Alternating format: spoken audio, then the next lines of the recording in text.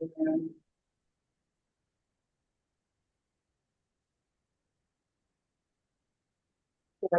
p.m. May we have roll call, please? So Director Shore, Here. Director Perez, Here. Director Delara, Here. Director Logston has not joined us yet. Secretary Barraza. Here. Vice President Rodriguez. Here. And President Rogers. Here. May we have approval of the agenda? So moved. Second. All in favor, please say aye. Aye. Aye. Opposed? Motion carried. At this time, comments from the audience may be made on items not listed on the agenda that are of public interest and within the subject matter jurisdiction of the district. The board has a policy of limiting speakers to no more than 3 minutes. The board cannot take action on items not listed on the agenda. Public input may be offered on agenda items when they come up for discussion and or action. Are there any public comments? There are no public comments unless, did you have any public comments? No, thank you. Okay. Strategic planning, old business, request for proposals. I'm assuming staff is going to lead us in this discussion. Sure, absolutely. So the old business item is just the RFP that we put together and was submitted a few months back. And that the candidates or the firms responded to. So we included that in the packet for reference if need be. But it's purely supplemental and available if you need to refer to that. So the new business would be related to these 3 consulting firms that staff has worked with and narrowed down for these presentations that each of the organizations will provide. We've also provided a staff report that gives a brief summary of the reviews that staff has been, Megan, Donna, and myself have put together, and our reviews with these candidates for your consideration. And they will all be providing PowerPoint presentations to further guide your consideration for which organization to select to guide us through our long-term strategic planning process. So Are there any comments on the old business request for proposal? Any public comment? Move on to new business staff report. I see that the staff report is included in the agenda and you just gave a synopsis of it. Did you want to go over the staff report? How do you want to proceed? No, I think the staff report there is, self-explanatory. It was indicating, the work that staff has done for board's review and input. If you have any questions about it, we're happy to answer those. But feel that information is there to assist you in your decision process. I have a question on the consultants. Are the other 2 won't be on while one is correct? We're intending to do each one individually, and we have asked the other firms to drop off as they complete, just for fairness for the organization. Thank you. Any other comment? I had a question. Did staff rank the proposals in your order or? We did not rank them. We just provided the information that we felt was first to the district. Certainly we're open to answering any response or questions that you have after you've heard from each of the organizations as to what our considerations are, but we didn't want to sway any decisions by the board as they hear the communications from the consulting firms. Did you, is there, in the past, I have seen a process where you have sort of a checklist and you check mark, does the consulting firm have experience with like districts? Have they done like a scoring? Scoring. Have you done any scoring on them? No, but I think Megan's key takeaways that she put together is sort of like lifts up the highlights of what we were looking for in the RFP and whether they met met them or did not meet them. Okay, all right. That was my only And, question. and from a high level perspective, staff believes that any of the three could perform the project as has been outlined in the RFP. Okay, thank you. So shall we move on to the first consulting firm, Guidehouse? I believe they're online with us. Yeah, absolutely. Hi, everyone. A couple of us are on. I did want to ask, we have one more person in the audience, Nate Myers. If you could promote him to a panelist, please, that'd be great.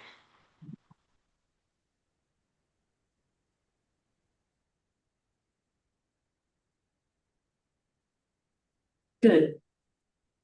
That's done. You can go ahead. Perfect. I'll share my screen and then Yanni, I think we can get started. Great. Everyone in the room there at Desert Healthcare District. Hopefully everyone can hear me okay. Either thumbs up or affirmative yeses would be great. Can y'all hear me okay? Yes. Yeah, Yes. you're good. Yes. Wonderful, wonderful. Well, thank you very much. It is certainly a privilege not only to have the opportunity to respond to the RFP for Desert Healthcare District and Foundation, but also very much a privilege to be before you this afternoon in the opportunity to share our response with you and address questions from you all as relates to this very timely and unique opportunity for Desert Healthcare District and Foundation. What we wanted to do Will first. you introduce yourselves? What was that? Will you introduce themselves? Oh, that Yes, was, you were about 3 seconds ahead of me. I was going to say before we dive in, I wanted to take an opportunity to introduce myself and members from ultimately what would be members of the team, myself included, for this engagement. My name is Yanni Doros. I'm a partner and the overall North America healthcare strategy lead at Guidehouse. We are the third largest healthcare consultancy in North America, and very much I'm excited to share that a lot of the work that we're going to be highlighting here is work that we've really taken it upon ourselves to highlight across our health systems and districts. I have been in the industry for well over 20 years, serving health systems, providers, academic medical centers, health insurance companies, healthcare district and state and local governments across a myriad of topics ranging from enterprise strategy and growth to strategic planning to financial cost transformation to operational excellence and mergers and acquisitions. I am very much honored to be the project executive lead for this program, joined by my colleagues Nate Myers and Narvan Babai. I will pass to both Narvan and Nate for very quick introductions before we dive in. Thank you, Yanni. It's a pleasure to be with you, board and staff tonight. I actually came to Guidehouse by way of being a client first, where I was Director of Strategy and Planning for Regional Healthcare System here in Florida, where I reside. Since that time, I've been with Guidehouse for about 2.5 years, leading projects across strategy and business planning and service line design as well. It's a pleasure to be with you all, and I can't wait to get into the details that we have for tonight. I'll echo everyone else's sentiments. Really excited to be here and to share more about our proposal and our plan for the work to come. It's a really exciting prospect. Like Yanni mentioned, my name is Narvan Babai. I am a member of our healthcare strategy practice here at Guidehouse and have spent my career consulting both client organizations as well as an internal consultant, not only for health systems and also health insurance companies. So I've spent my career in healthcare and have a wealth of experience to go off of. And by way of professional experience, that's a little bit of a summary about me. From an educational standpoint, I'm an alumni of the George Washington University Masters of Healthcare Healthcare Administration program, and did my undergrad at the University of Illinois, not too far from where I currently reside in Chicago, but I'm actually a native Californian. So excited to be here tonight, and nice to meet you all. Thank you very much, Nate and Narvan. And again, echoing the team sentiments here, everyone, on our excitement and the sentiment of really a privilege to be able to partake in this response process. In terms of our agenda, before ultimately we open it up for Q&A, we wanted to spend the first half of our time allotted to us this afternoon and this evening to really talk about our understanding, really, of the program, our understanding of the ask, and also share a little bit about our perspective about how we're really looking to really practice our methodology in this case with you all.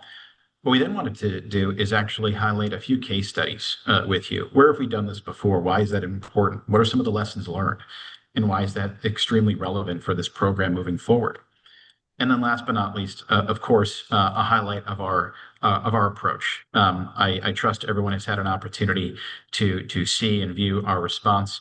And so we will definitely be highlighting key pieces of that as we reference our Guidehouse approach. Without further ado, if we dive in here on this next slide, what I wanted to highlight in terms of our overall summary of the program is we understand that to essentially affect change, to affect positive change, and to translate this program into actionable outcomes, this is not just about a strategy for the sake of a strategy. This needs to be a fit-for-purpose strategy that meets the needs of the stakeholders affiliated with Desert Healthcare District, as well as, and more importantly, the community.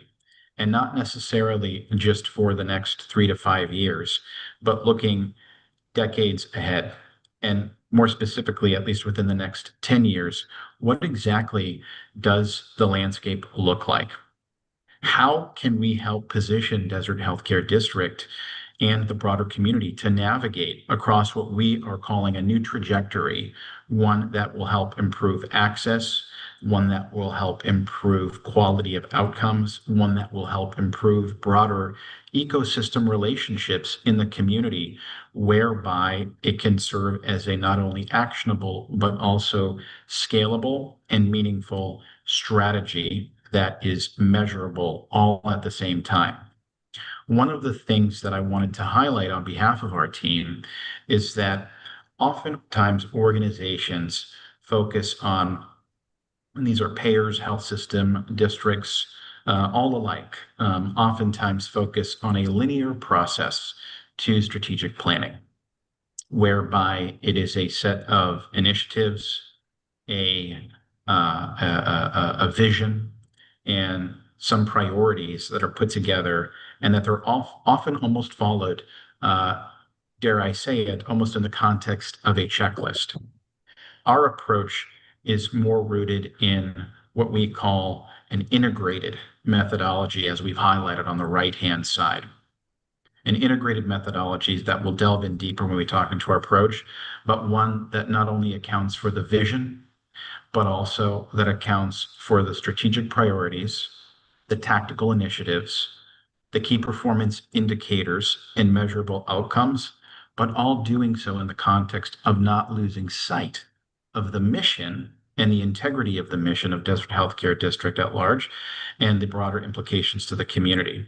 As such, what we're going to highlight for you and what we have set out in our personalized approach to Desert Healthcare District is an emphasis on a sample of what you can see here on these key questions. What are the needs of the community today? What are some innovative approaches that Desert Healthcare District can take to create lasting impact as relates to health equity and holistic care and social determinants of health, as an example? Are there strategic partners that can engage as what we call force multipliers to enhance the strategy and make it much more sustainable and scalable? These are non-exhaustive, but representative of some of the key strategic questions that we are going to be accounting for and helping to address as part of this approach, and specifically as part of the integrated methodology for strategic planning that we have for Desert Healthcare District. If we move forward to the next slide, what we wanted to highlight is a little bit more about us. You've obviously heard a little bit about our background. We provided a lot of detail, if you will, on our assets, our capabilities, the fact that we are very much focused on the North America healthcare market. But more importantly, there are 5 key core competencies and what we want to highlight as points of emphasis that we want to make sure that resonates with you all and that you know is part of how we're approaching the work that we have proposed. First and foremost, we have extensive experience advising healthcare districts, not only in California and especially California, but also across regions of North America. For those that are especially accounting for holistic care, social determinants of health, and in doing so, and by having the experience in strategic planning in the context of healthcare districts, we very much understand the nuance between healthcare districts versus traditional health systems and healthcare organizations. There are similarities, but there are a lot of very important nuances that we account for through our experiences. Number 2, and very importantly, in terms of just giving you a flavor and sense of Guidehouse and how we approach our work with all of the organizations and health districts we serve, is that we are actually structured organizationally as an integrated delivery model between commercial and public sector. Our business is actually structured that way, whereby when we serve the clients, when we serve the organizations and communities that we do serve as Guidehouse, we do it in a very integrated fashion, whereby the practitioners, the leaders, and the subject matter advisors from our commercial business, as well as our state and local government public sector part of our business, come together in order to meet our organizations and communities where they are.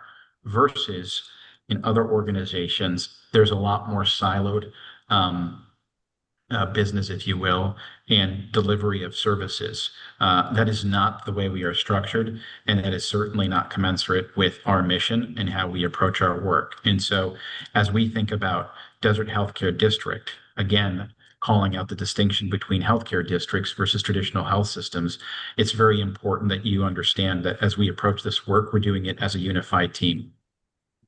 The other important point is, especially in the environment that we all live in, which is a very exciting environment across industries, never mind just healthcare and state and local government, but technology, innovation, artificial intelligence, strategic partnerships and platform arrangements are only gaining more and more momentum. And as part of that, as we think about the strategic plan moving forward, our own business and the way we serve ourselves is very much rooted in the same mindset. We're asking the questions of how can we start to leverage our technology network? How can we start to leverage partnerships? That is going to be not only a question that we help to address as part of the planning program here, but also, more importantly, something that you should know we do ourselves. Simply put, and very respectfully, we take our own medicine as well, if you will. The other important point I wanted to highlight is the idea of multidisciplinary team and access to specialized experts. As you all may know, we're a global firm. We are very much focused in the North America healthcare market when it comes to the healthcare organizations and healthcare districts that we serve. But we're not single-threaded, right? We actually have a very unique and qualified team of not only business strategists, but physicians, nurse practitioners, technologists, community-based experts, state and local government leaders and practitioners, some who have served both in industry and outside of industry, that are bringing very unique, very personalized, and very distinct perspectives to the organizations that we all collectively serve. And last but not least, and I think very importantly, we take an advisory-led and technology-driven or technology-enabled approach.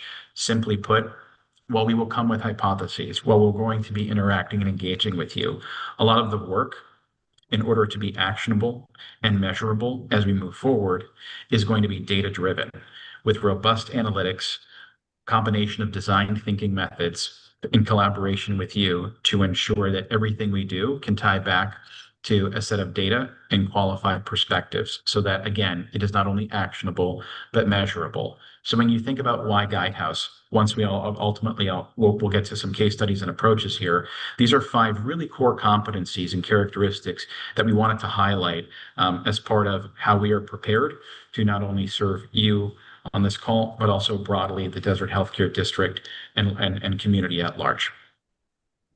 If we go very briefly to the next slide, I mentioned we do understand the distinction between traditional health systems and healthcare districts.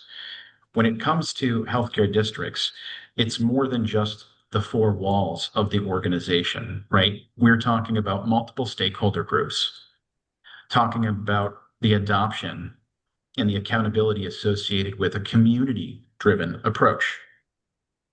Understanding the implications and key perspectives and considerations that need to be accounted for when it comes to local government agencies and state and local government policies and regulations. And what are the impact of new regulations? And what are the scenarios, or what we call what if scenarios, of what may happen in 3 or 5 or 8 or 10 years? And we work backwards.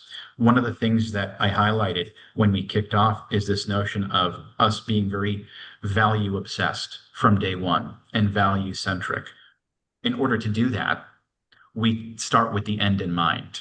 We don't start tactical, we look to the future, we look to the vision and work backwards.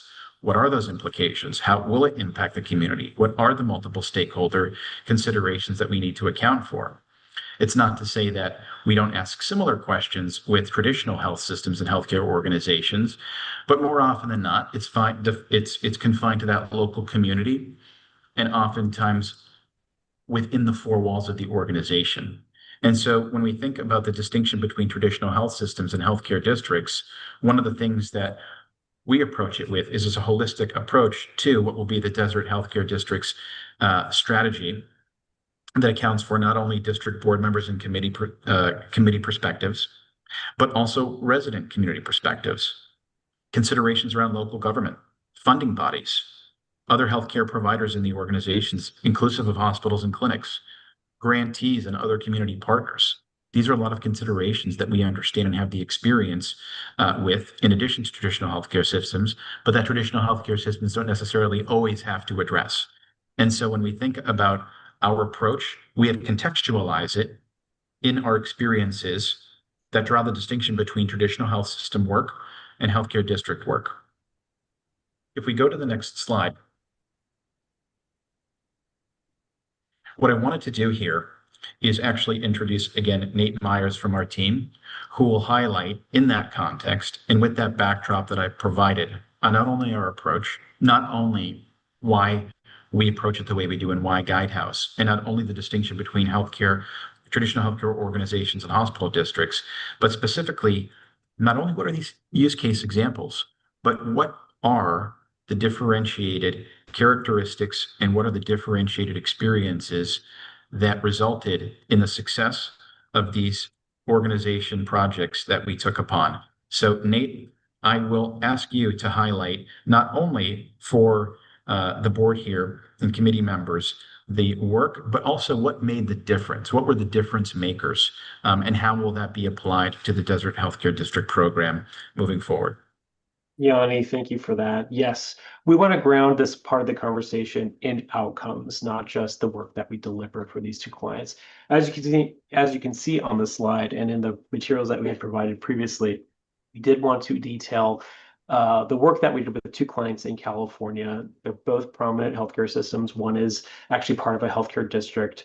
You can see that the outcomes that we attained for that first one that you see, there was a $200 million increase in revenue and a $25 million increase in profitability. That was largely credited to the work we did in driving a strategic plan that was considered visionary and executable by the client. For that second system, there was a very large and lengthy effort across multiple work streams. Ended up being a $2 billion enterprise-wide transformation that spanned clinical operations, ambulatory access, pharmacy, supply chain, and other cost centers within that organization. That was also anchored by a strategic plan that was integrated across all those departments and supported by very robust analytics.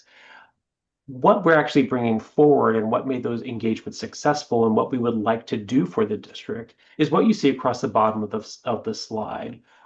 We first want to begin with that frontline and community engagement from the very beginning. More often than not, what we're seeing out there is that in especially healthcare systems and the way that strategic planning can be approached, that it becomes more of a top-down socialization, such that you as executives and as the board develop a strategy that then gets communicated downwards. Our approach is very different from that. We flip that around. We want to engage the frontline staff, the community stakeholders early on because they're closest to the work and the people who are affected. That is our number one priority, especially for the work that you are engaged in as this public entity affecting healthcare outcomes in your community. This strategy ensures that our recommendations will be grounded in the lived experience that reflects operational realities and garners buy-in from the outset. It also helps surface practical insights that might otherwise be missed if we were to approach this from a top-down methodology. As we move across the slide, that second component of our recipe, if you will, is orientation on both planning and execution. So we don't treat strategy and implementation as separate tracks. We really do approach this in tandem. From day one, we're thinking about how that plan will be executed in your context, what resources are going to be needed, what barriers might arise, and how to build internal capacity for delivery. That is really rooted in our ability and our desire to know you and to know your market and to know the people you're serving. The dual focus ensures that the strategy isn't just aspirational. We know that we don't want to put this on a shelf or just have some mission and vision statement that we all aspire to. We need this to be feasible. We need it to be fundable, and we need it to be ready to be activated from the moment it is ratified. So for you as the district, this means aligning your long-term vision with the operational levers that you control today and then going forward into the future. The third component here you see is having actionable and measurable initiatives. So this isn't just a check the box exercise, of course. We're not applying a theory or pulling a plan out of a box. Every initiative we propose is tied to clear key performance indicators, timelines, and most importantly, accountability structures. So we define what success will look like, how it will be measured, and who will own it. That level of specificity is what turns a strategic plan into a performance tool that you will then use going into the future. It's dynamic, it's living, and it will help your organization move from that vision to value, as Yanni had put it earlier. Finally, we want to iterate on that collaboration with your stakeholders. We don't believe in just a one and done check the box workshop with stakeholders. Our process is designed for continuous engagement, and we'll review that more in detail in our timeline that Narvan will review with you. But what we want to be able to do with you is go over multiple check-ins, working sessions, and ensure essentially a feedback loop from the very beginning and through the duration of the engagement. This allows us as the consultants to test ideas with you and to refine the direction and not just hand you a deliverable that is only our point of view. We want to build alignment with you over time. It also ensures that the final plan that we ultimately deliver reflects a shared understanding across your leadership, the staff, as well as your community partners and the people you serve. So for the district, this means a strategy that's not only well-informed, but also well-supported and well-socialized. With that foundation, we'll walk through how our approach is structured to deliver those results, specifically for your mission, your governance, and your community. So on this slide, this basically introduces our core methodology, which is an integrated strategic planning framework. It's really built around these four essential questions. What is your enterprise-wide ambition? Where should the organization focus? How should you activate your strategy, and what should you prioritize? In part, you've actually fed some of that to us in your RFP, and we have responded to that in the details of each of the action steps we've already sent. But with that, these questions that we posed from the start really guide every step of our process. So from visioning to execution, we will be aligning your long-term goals with near-term actions and ensure that every initiative is grounded in both purpose and practicality. So with that framework, while the framework provides structure, it's not a rigid sequence. And I'll let Yanni speak to some of this because we iterate this by design. We revisit and refine as we go. And we want to continue to learn from data leadership and community input. So Yanni, did you have any more to add to that? Sure, absolutely. I think you covered it very well, Nate. The one thing, board and committee members, that we'd also like to highlight is you all might be wondering, well, why do we call it an integrated strategic planning framework? And the context behind that is largely there are three categories or archetypes of strategic planning. The first is the siloed approach, where essentially it's at the department level or subsegment level within a district, whereby, simply put, the right hand doesn't always know what the left hand is doing. And so when there are multiple siloed strategic planning efforts, nothing is really tied to a holistic vision or mission. And so while the individual plans may be correct and may be actionable and even measurable, at the end of the day, it's not cohesive, it's not coordinated, and therefore, when it comes to actually scaling the impact for the district or for the enterprise, we have often found that the siloed approach falls short. The other approach is what we call the execution bent approach, where it's not measured twice, cut once. It's we'll cut and measure later. And I think we can all safely assume that more often than not, when it's an execution bent approach, usually the actions and the initiatives are defined before there's a vision, before there's a mission, before there's strategic priorities. And it's usually organizations or healthcare districts that are trying to take a more of a defensive response to either a market force or a competitor or some other uncontrollable variable or unforeseen variable, that is. Those often, again, don't always resonate with the stakeholders that are involved because of the fact that ultimately you're executing on something that hasn't been well defined. And ultimately, what spoils more than anything is actually the alignment, because you're executing before you've actually aligned with anyone in the community or anyone across the stakeholder constituent groups, inclusive of leadership. And so thereby the third one, and what we call the integrated strategic planning approach, is we focus on the what, or where you should aim with the vision, the where should you place your bets, where should you invest across your strategic priorities, or what we call pillars, and then of course the actions and the measures. So what are the initiatives? What are the actual key performance indicators and targeted outcomes? And as Nate said, accountabilities that you're putting in place, thereby the entire plan and framework is integrated. There's buy-in and alignment up front.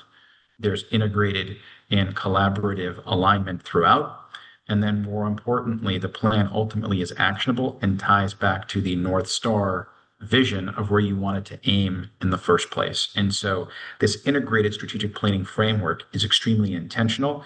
And what I mentioned earlier in our introduction, fit for purpose for what Desert Healthcare, or what we believe Desert Healthcare District and community is trying to achieve moving forward in a sustainable and scalable way. And so as we move forward to the next slide, you'll see how this translates tactically into the approach we're taking, the deliverable outcomes, and ultimately the timeline associated with the program. Very well put. Thank you for that. So yes, as we move forward into the actual process that we'll follow, we'll go over these 5 phases. The first being that discovery and analysis, where we begin a deep dive into your current state. We'll review documents, we'll be assessing financials and conducting stakeholder interviews. We understand that you already have quite a lot of information and data available to you. We discussed that recently. And so we would leverage as much as possible that is current, so that we can draw insights and then conduct our own interviews and engagements with staff and community to enhance and broaden our understanding. With that, we move into the actual strategic plan development, where we will co-create with you the vision and the strategic pillars that Yanni referenced earlier. That's when we're going to explore multiple growth scenarios and define measurable goals and initiatives that will align with your mission and financial realities. That's where we start shaping the future of the district, which of course is always going to be grounded in data, but also driven by your values. We don't want to lose sight of that. Next, we move into that community engagement phase where we'll facilitate outreach sessions across your zones to ensure that the plan reflects the voices of your residents, your partners, your policymakers. And that's where we want to validate and refine the strategy where it's meant to actually serve. And so we want to build trust, rapport. We also want to maintain momentum. And that will be done by us showing that the community voice is not just heard, but is actually embedded in the plan. With that, we then go into actually drafting the plan. That's where we synthesize all of these inputs and draft a plan and present it to the board and its respective committees. That will include the financial modeling, feasibility assessments, scenario planning. It's also that critical checkpoint, the gate where we're going to go through to align on direction, get that refinement, collect that feedback, and then prepare for actual execution. With that, we start preparing that final plan and presentation such that you can then pick up the plan and run with it. We want to finalize that strategic plan and execute an actionable roadmap. That's where those accountabilities come into play. We want to have those quick wins. We want to have timelines. We want to have communication structures to reinforce that accountability. And we'll also support that socialization with your stakeholders and ensure proper alignment there so that we can have that a smooth transition to actual strategic execution. This is where the strategy really becomes real and you all start to really own it. That's where you get to activate and sustain it and see the actual fruit of the labor that will have taken place over the course of many months to get there. So with that, I'm going to turn it over. I need, in order to give the board time for Q&A, could you wrap this up in a minute or two? Yes, we certainly can. I'll turn it over to Narvan real quick for a overview of our timeline, then we'll gladly entertain questions. Absolutely. Thanks, Nate. Really here quickly, we wanted to highlight that this process is intended to span over the course of 10 months, starting hopefully in August and wrapping up with a final strategic plan by May of 2026. Emphasizing the fact that there will be that feedback loop and multiple check-ins, not only with the board, but also with the community and the district staff throughout the process. So just highlighting procedural items there. And for your reference, there's a series of different forums that we plan to engage with not only the board, but the community and district staff throughout the process at different cadences. We'd start with a project kickoff meeting, have very regular touch points with the project sponsors who would likely be district staff on a weekly to bi-weekly basis, facilitate multiple board workshops to get your feedback and buy into the strategy early and often, and then continue on with community engagement sessions and bi-monthly, more so like a steering committee type of session where we engage leadership to ensure we're going down the right path, again, on a really regular basis. Back at the end of the... Yeah, thank you very much. I'd like to start with Q&A if it's, we can do that now. Sure. We have Absolutely. 13 we welcome all minutes questions. left for outs that we've allocated for you. So let's start with each and every board member. Art is up on the screen. Shall we start with you, Art? Do you have? No, please proceed. I'd rather defer to my illustrious colleagues who are much more insightful at this time, but I'll reserve time at the end if that's okay. Thank you. Okay, that'll work. All right, can we start at the end, Letty? Can we start with you with your questions? Okay, I'll try to organize my notes here, but it was a very good presentation. Thank you. I appreciate you putting this presentation together in addition to the written presentation, which was very helpful. Okay, so one of my questions is, you mentioned a lot about engagement and one of the components being the board engagement. How do you deal with 7 board members that each have their own experiences and opinions? How do you, could you share with us some of your experiences in ensuring that everyone feels that they are part of the process and any other experiences that you have? Absolutely. I think similar to Desert Healthcare is an interesting organization, obviously due to the fact that it is a public entity, but aside from healthcare districts or public entities, we are very well accustomed to working with a myriad of stakeholders, both at health system organizations, with different leadership who have differing opinions. And I think one of the things that we try to do very often is to ensure that people's voices are heard. I think that is a very simple touch that tends to go a long way. And I think, Yanni, we've been talking about this recently with some of the work we're doing today, a very similar work in strategic planning. So any insights you have to add to that? Absolutely. I really, really value this question. It's so critical, and really what I would call a core characteristic of what makes a successful strategic planning program. Ultimately, this goes back to the integrated strategic planning framework that we highlighted. The reason we start with the end in mind is because that is essentially the North Star. And by starting with that, ultimately, that is the anchor point for all stakeholders, including, to your point and to this question, the board members, right? Making sure that if everyone has it's very welcome and actually encouraged that everyone has their own perspectives. But if everyone is at least aligned and understands on what the end goal is, how we get there, what are the considerations, what are the questions to ask, what are the different nuances based on different board members' experiences and or priority areas that they want to highlight, all of that is part of the actual plan development. But the vision itself is the anchor point.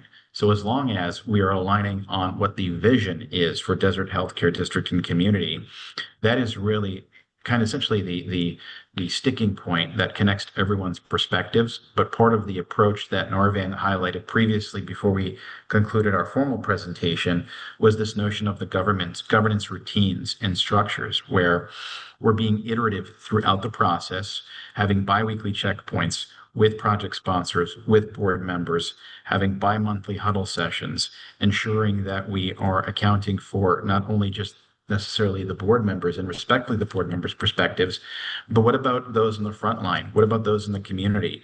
Having that integrated perspective and inclusivity is really what makes for a sustainable strategic plan, as long as, again, to my earlier point of emphasis, it's anchored on the vision. So the vision is really how we work with healthcare districts and healthcare organizations broadly on aligning board members with multiple stakeholder groups. If I may, in 30 seconds or less, just highlight, back in 2021, I was working with a healthcare organization, a community not-for-profit health system on the East Coast. And this particular organization had 13 board members and 7 members of the C-suite. Every single one of them was included in the visioning sessions, in the sessions to define the strategic priorities, in the initiatives, so that by the end of the program, when we actually had the final plan, everyone was already bought in to what the next steps were. So from plan creation to plan execution, the gap time was very minimal because we started with the end in mind and with the vision with all of the board members, and in that case, all of the C-suite members as well, as part of the process from the start.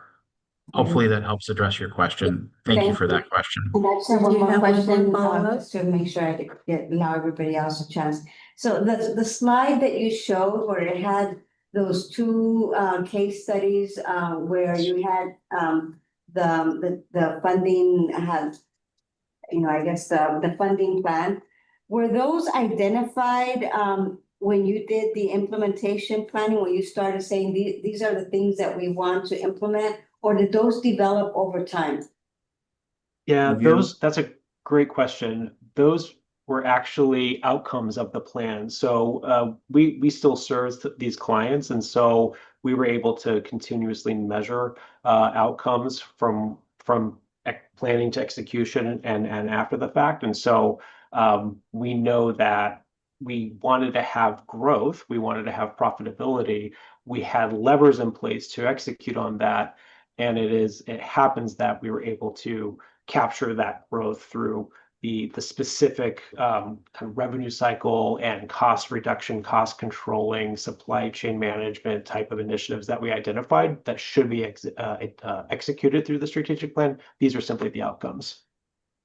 Just one follow-up question to this one. So it is then the plan or the expectation that you would then, because we are at this pivotal point where we're not really sure what we want, what kind of healthcare district we want to become. So you think that that is something that actually could show itself that early on by the end of, by the phase 5? So I think there's an important distinction between identified value and realized value. And I think that's really the root of your question.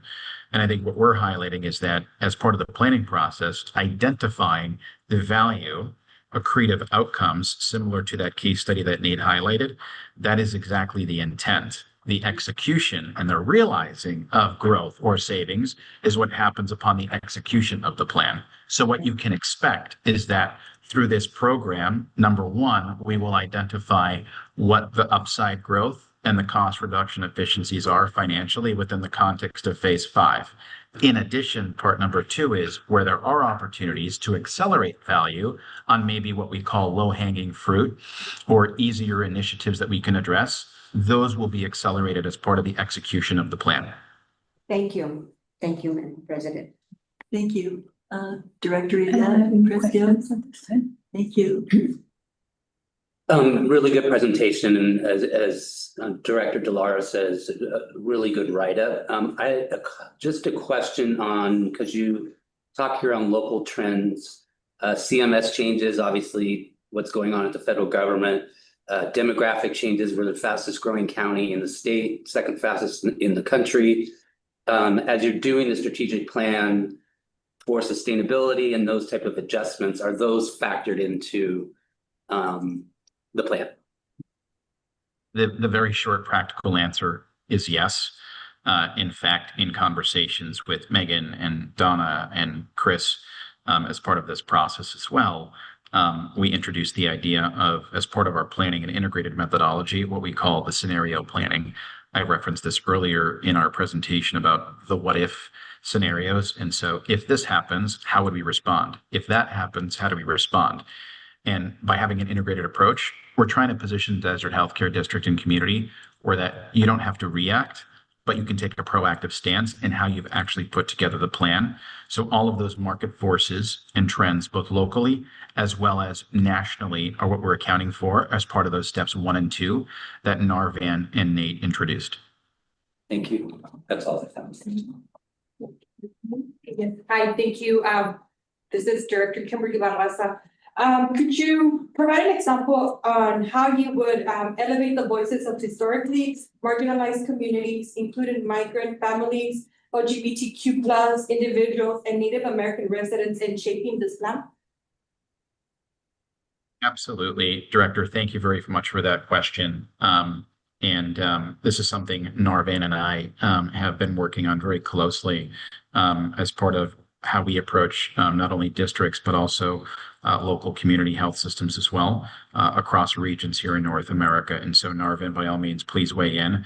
But what I will share with you, Director, and the rest of the board members and committee members in the room here, is that tactically, as part of our stakeholder engagement, one of the things that Nate introduced during the case study slide is what were the common denominators associated with what made those 2 case studies in particular of many successful.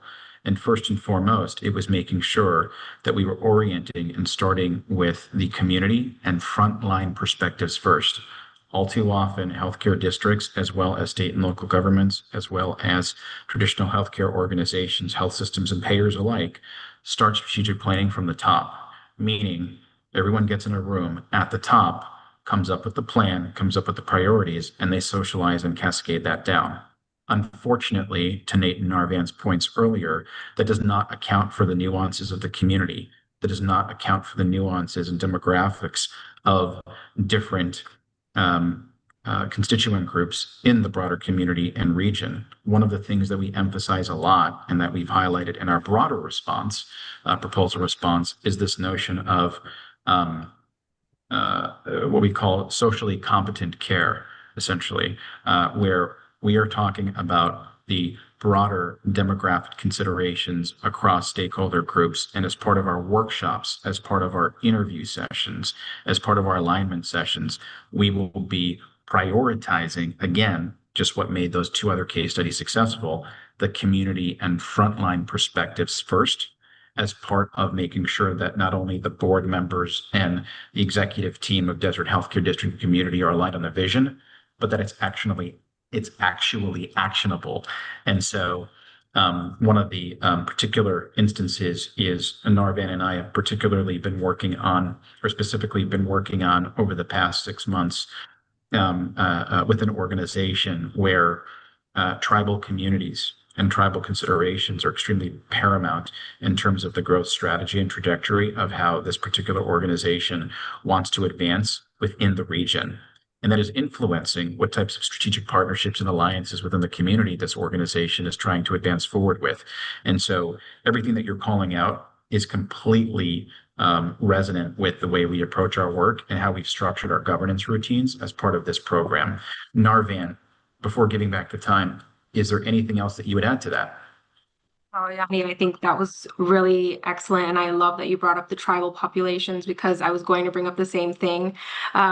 Coincidentally, I have a friend who's been a nurse in your community. And so I've heard firsthand from her about the communities that you serve and the uniqueness of the population. I think arguably you could say the Coachella Valley has one of the most unique demographics in the nation, with the snowbirds as well as the tribal population, as well as naturally, as California does, a large migrant population. And so I think the first step of it is that awareness, and you have a team here who understands your community, who has experience in your community and can resonate with that. And then taking that forward into community engagement is really paramount. So that's all I'd add.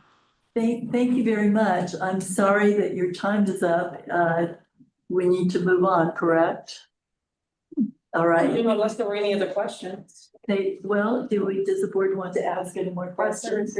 I have something, Madam Chair, when it's appropriate. Go ahead, Dr. Is it Short. my turn? Yep. Okay, thank you. I really enjoyed your presentation. It's pretty thorough, but I'd like to put it in a slightly different perspective. I had the privilege of attending a session chaired by a woman named Janie Minion Beddoes, the chief editor of The Economist in England. And she made a very interesting comment talking about the future. She said something to the effect that in the next 5 years, the impact of AI on our society, our culture, our life, our everything will accelerate the research and the discovery of healthcare outcomes that would otherwise take 30 years to come to fruition. Now, we have a very sober responsibility in this organization. We are going to be the custodians of close to $500 million of funds that we have the privilege and the responsibility to deploy for this community over time. The one thing I didn't really take away from your proposal was any discussion about the futurist resources and the educational resources that you have, that you plan to inject into our world, if you will, because looking forward for the next 20 years, all things equal, holding all the other requirements and issues and goals and objectives that you identify are fine. But unless we have a framework and an educational foundation that this board understands, and me included, I don't presume to have a different view. We are effectively ignorant of answering the question, how do we deploy over time $500 million? And where are the educational resources that you're going to provide us with so that we can be better decision makers? Thank you. Absolutely. Arthur, thank you very much for that question and highlighting that point. One of the points of emphasis that we wanted to highlight on that earlier slide that we have is essentially kind of our platform approach one of the things that we are very focused on is not only being business led, but technology enabled, or advisory led and technology enabled, as we call it, in terms of how we serve the organizations that we do across regions. One important statistic that I want to highlight, and this is extremely recent and I think very relevant to Arthur's question, everyone, and comment, is that Guidehouse, we as a firm, have invested recently $1.5 billion over the next 3 years in the investments around technology. That includes technology and AI, specifically around ecosystem partnerships and alliances, learning and skill development, both internally and for our clients, as well as broader transformational initiatives that will help advance healthcare in society across regions, not to mention the other industries that Guidehouse also happens to serve across the public sector and the commercial spaces as well. And so when you talk about the education component as well, part of the value proposition essentially of the Guidehouse platform is our ecosystem partnerships and relationships, not only the ones that we already have around AI and technology enablement, but also specifically around the educational component. One of the things in healthcare specifically is that are really getting more momentum is this whole notion of, is technology and automation and innovation going to replace people in people's roles in the community? Is it going to change fundamentally the way work is done? The answer is that will evolve over time. And essentially, yes, there are a lot of tools, platforms, ecosystem relationships, and alliances that we can bring to bear and that we actually have and we're serving other clients with now to not only help develop use cases internally for districts and state and local governments and national health institutions and hospitals and health systems for how they operate and serve their patients and communities, but specifically how internally should they be upskilled. And so one of the things that we can absolutely bring is that notion of how do we bring the education component not only to the broader community, but to the Desert Healthcare Leadership and Board as well, so that the strategic plan is not just a strategic plan that you execute on, but we're changing the way you think about strategic planning in the context of technology and innovation. And so that $1.5 billion investment is something that I just wanted to highlight because it's exactly the way Guidehouse is approaching it with the state and local government districts and hospitals that we're serving. Thank you very much. Thank you very much. Without causing anybody to lose sight of time, shall we move on? Thank you very much. Thank you. We'll be in touch, let you know. Absolutely. On behalf of our team, thank you for the forum and the opportunity. If there are any other questions, feel free to reach out. A pleasure speaking with you all today. Thank you. Bye-bye now. Thank you. Bye-bye. Okay, so let me see. Are we ready for some? So going forward, we are 15 minutes past our 45 minutes that we got. I've notified the other two to please hold their presentations to about 20 minutes and allow the rest of the time for Q&A. How long did the other one go? I'm sorry. How long did the other one go? I'm sorry. Well, I set the timer at 45 minutes and they're 15 minutes over. well, we had a little bit of start at the beginning, so there was a little less than that, but yeah, they were over. Where are those three people physically located? On the East Coast? One is in Chicago, One's in Florida, I think. Florida, and Isn't she, I forget her name, isn't she moving to California? yeah, she is moving. She's gonna have I only bring it up because whether, if you're gonna have board meetings and interact with them, it's a lot easier if they're in person as opposed to having, to do it on the Zoom. I know we're used to doing that, but takes a bit away from it in a workshop setting. Wouldn't they be coming in person? They will be coming in person when we actually do the workshops. We felt that for this purpose, that it would be suitable to do virtual. Somebody in their team is already here. All right, so shall we move on? And just so where we do have it on the agenda as discussion / possible action. But I believe that since it's such an important aspect that we allow opportunity to consider, the presentations and allow a little time then and make the actual action item at the July. Yeah, I want time to think about it. Got it. Okay. Personally, sorry. Yeah, That's why we have, Is it- if there's any rush. is it appropriate for people to express their feelings or shall we wait? I think after all three presentations, I think we could discuss a little bit. Discuss a little bit, but not make an action. Okay, Yeah. all right. Okay, let's move on.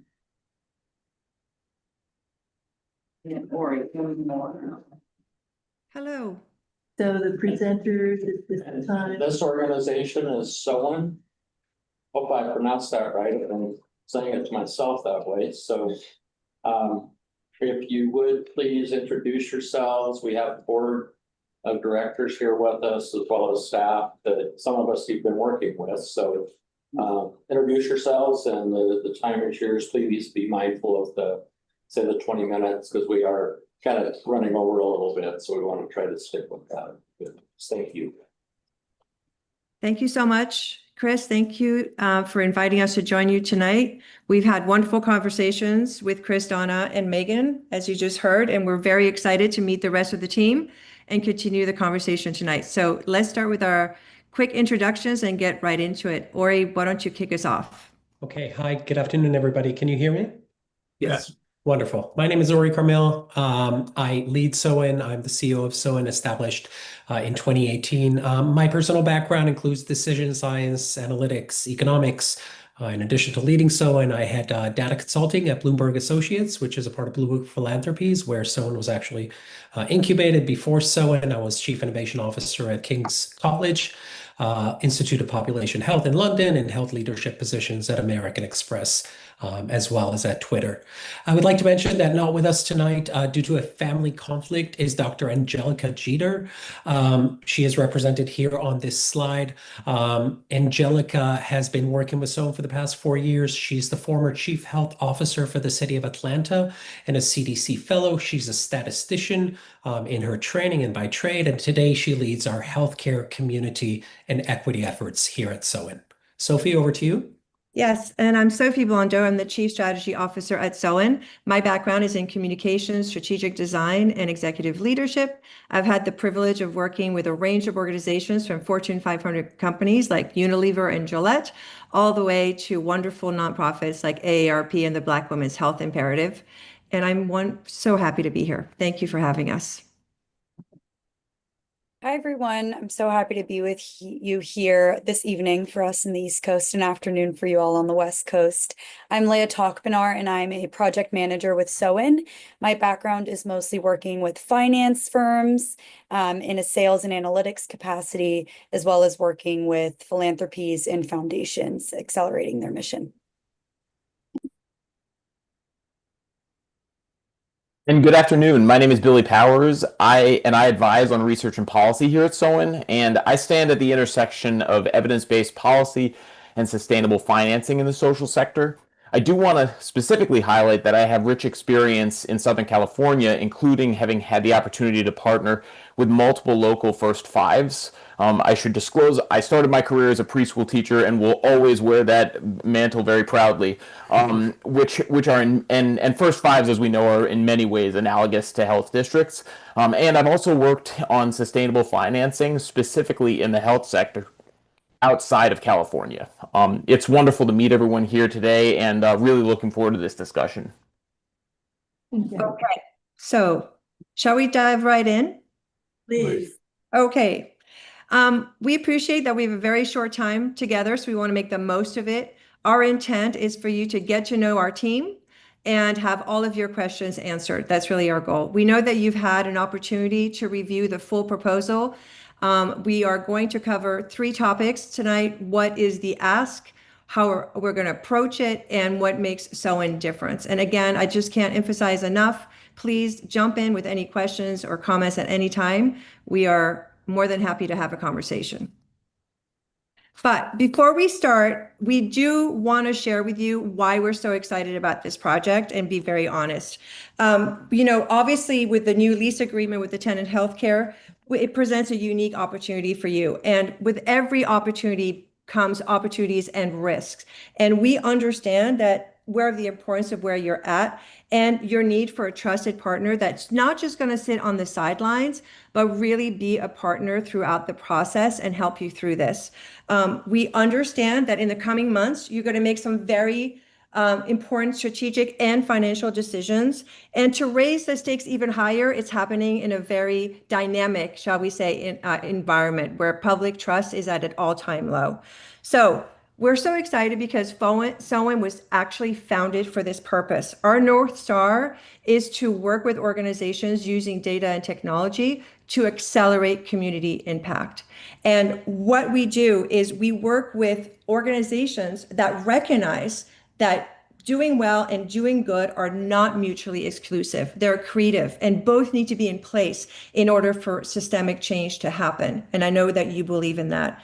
And finally, our passion, our superpower, if you will, is that we co-create strategic and financial initiatives that deliver sustainable, measurable impact, because at the center of everything we do is data. So I just wanted to say that we are excited, and I'm sure the excitement is going to come through, but we want to share that with you as a way to start the conversation. Okay, so the first step, we believe, in designing a really robust strategy for our partners is to ensure that all the key stakeholders are all in agreement on what we're solving for. We don't take anything for granted at SOWN, and we make absolutely no assumptions. So let's just make sure that we're all aligned, because that's really the first step in solving a problem or addressing an opportunity. So what we've heard from the team and from the RFP is that you're looking to create a 5-year strategy that's going to drive towards health equity. And there are 3 sort of key criteria that this strategy needs to meet in order to be effective. 1, it has to be community centric. It has to represent the current and the future voices and the trends and the needs of your district's very diverse and complex communities. Secondly, it has to be financially viable. I mean, what is the use of a strategy if it does not have long-term potential and resilience? So we need to identify and harness the opportunities for scalable, sustainable impact with the opportunities offered by this new lease. And finally, it has to make tangible impact. You have to be accountable to your communities and your stakeholders. So we have to ensure that this strategy drives meaningful and measurable change for all of the stakeholders in the short term, in the medium term, in the long term, and beyond. And the way we think that the goal is really, in the way we sum it up, is that we need to create a context-sensitive approach that reflects the needs, the dynamics of modern, sustainable, and impactful healthcare districts today and tomorrow. Are there any questions before we move on? Because this is, as I said, the first step in our journey together. Are there any questions? Any questions or any disagreements? I would recommend going through the presentation and allow questions at the end. Would that be appropriate? That would work. Okay, absolutely. Okay, so right. we will now share with you our approach to delivering this strategy. All right. So as Sophie mentioned, and we can skip on to the next slide, co-creation is really central to everything that we do. Our approach prioritizes continuous collaboration, which has already started with your team, ongoing input from the communities you serve and represent, and strategic guidance from both the executives and the board. While we bring our own extensive expertise and experience, we recognize that nobody knows your community or your organization as intimately as you do, and therefore the continual co-development of any iterative feedback are really essential component of our methodology. To collaboratively develop the strategy, we propose a structured 5-phase approach. Each phase is carefully designed to build upon the outcomes of the previous phase, aligning to best practices of logic modeling, which we are all deeply familiar with. Clear, measurable outcomes at each stage will ensure the project remains on course, while the phase structure provides flexibility to incorporate new insights and adapt strategies as needed and as the project evolves.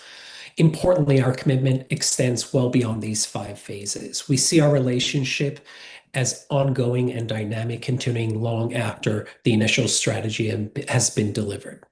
Before we break down each of the phases that we are describing here, I do want to highlight some of the key elements that we think are going to make this project successful, specifically based on what you have told us in your RFP and our experience in similar projects.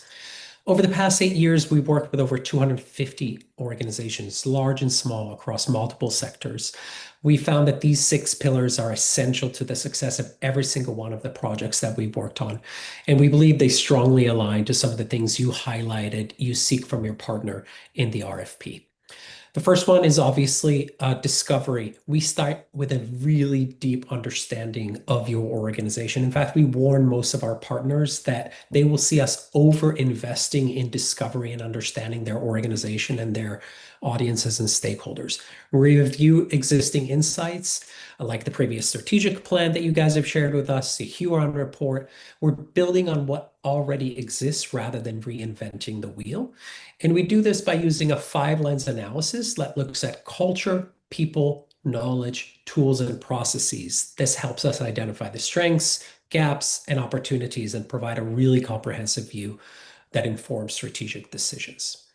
The second pillar is stakeholders. Our process prioritizes stakeholder goals and incorporates success measures meaningfully for your key constituents, especially district residents. Stakeholders shape every single stage of the process that we go through and ensure strategies are relevant, practical, and supported, which leads to community centricity. From day one, we actively engage with your community to understand their voices. We ensure that our strategy is inclusive, accessible, and reflective of the diversity of the district's residents.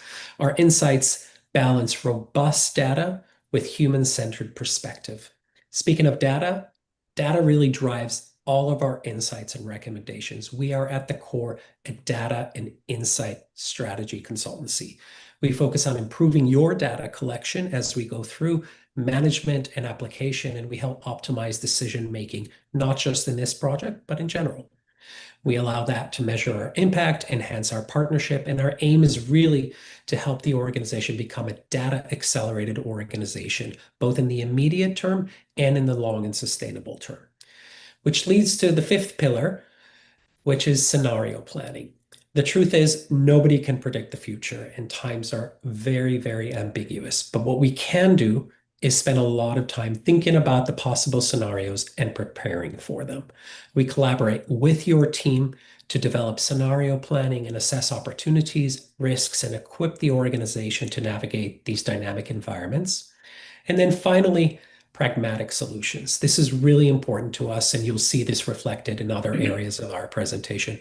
We really pride ourselves on being pragmatic idealists. We offer practical solutions that genuinely fit your organization realities, but also prepare you not just to the 5-year view, but also to the 10 and 20-year view ahead. We're kind of allergic to 500-page decks that sit on people's desks and collect dust. Instead, we focus on actionable insights that secure widespread organizational adoption and tangible outcomes. I'll pass it off to Leah now to go through some of the stages that we're going to go through in our proposal. Thank you, Ori. We'll be covering each project phase briefly today, enough to give you all a sense of the structure, flow, and intent behind our work. Hopefully, you've had a chance to review the full details in our RFP submission, but we hope this provides a helpful overview of how we'll move through the scope of the project. In phase 1 of the project, the discovery phase, which Ori already mentioned how much we invest into, our goal is really to build a shared understanding of where Desert Health stands today, operationally, financially, and strategically. This phase is about setting the foundation with data-driven and actionable insights. The work here includes document review, a 360-degree organizational assessment, and layered analyses, including stakeholder mapping, data maturity, landscape, and financial positioning. Our goal is to uncover key opportunities, gaps, and strengths, and use those findings to build a shared understanding with you. The final deliverables will include a comprehensive discovery report, SWOT analysis, financial analysis report, and stakeholder mapping. These will shape the strategy and inform the board workshops in the next phase. With a strong foundation from the discovery phase, we'll kick off our first phase of strategic planning. Through structured board engagement with you all, we will co-develop the draft of the 5-year strategic plan. We are committed to 6 to 8 board workshops in this first phase of strategic planning that will be goal-oriented and tailored to address specific priorities as well as the long-term vision for the organization. In parallel, we'll design a financial resource allocation plan and evaluate current and future funding opportunities. These components will be complemented by an impact measurement framework that ensures that the plan is not only aspirational, but also viable and measurable. The goal of this phase is to begin to turn insights into strategic direction. Now on to phase 3, community engagement and feedback. The goal of phase 3 is really to shift the focus outward, ensuring that the strategy reflects the needs and priorities of the community and strengthens trust and alignment with your key external stakeholders. Using a mixed methods approach will ensure input is accessible, inclusive, and representative of Desert Health's diverse constituents. We will hold input sessions both in person and virtually, as well as distribute a co-designed community survey to capture as many perspectives as possible. We'll also leverage existing relationships for outreach and provide incentives and Spanish language access to maximize both engagement and comfort. The community feedback report will synthesize what we heard and offer clear recommendations for strengthening alignment and trust to produce a community-reflective strategic plan.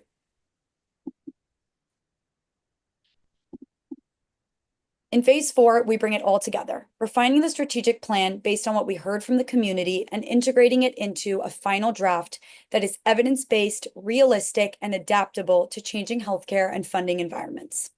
We'll hold 1 to 2 cross-functional workshops with you, the board, and district staff, conduct scenario planning and modeling, and finalize updates to both the strategic and financial frameworks.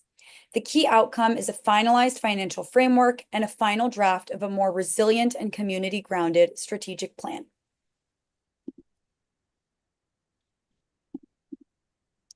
The final phase of our project is about transitioning from planning to adoption. We'll present a fully vetted, board-approved strategic plan, financial roadmap, and implementation strategy that guides the organization through the newly created strategic plan. Our goal is to equip you, the board, leadership, and staff with not just a plan, but the tools and confidence to activate it and drive lasting, measurable impact for the communities that you serve. While the formal contract concludes here, our commitment to Desert Healthcare does not. We're deeply invested in seeing this strategy come to life and stand ready to support your team through implementation. We are just a phone call away.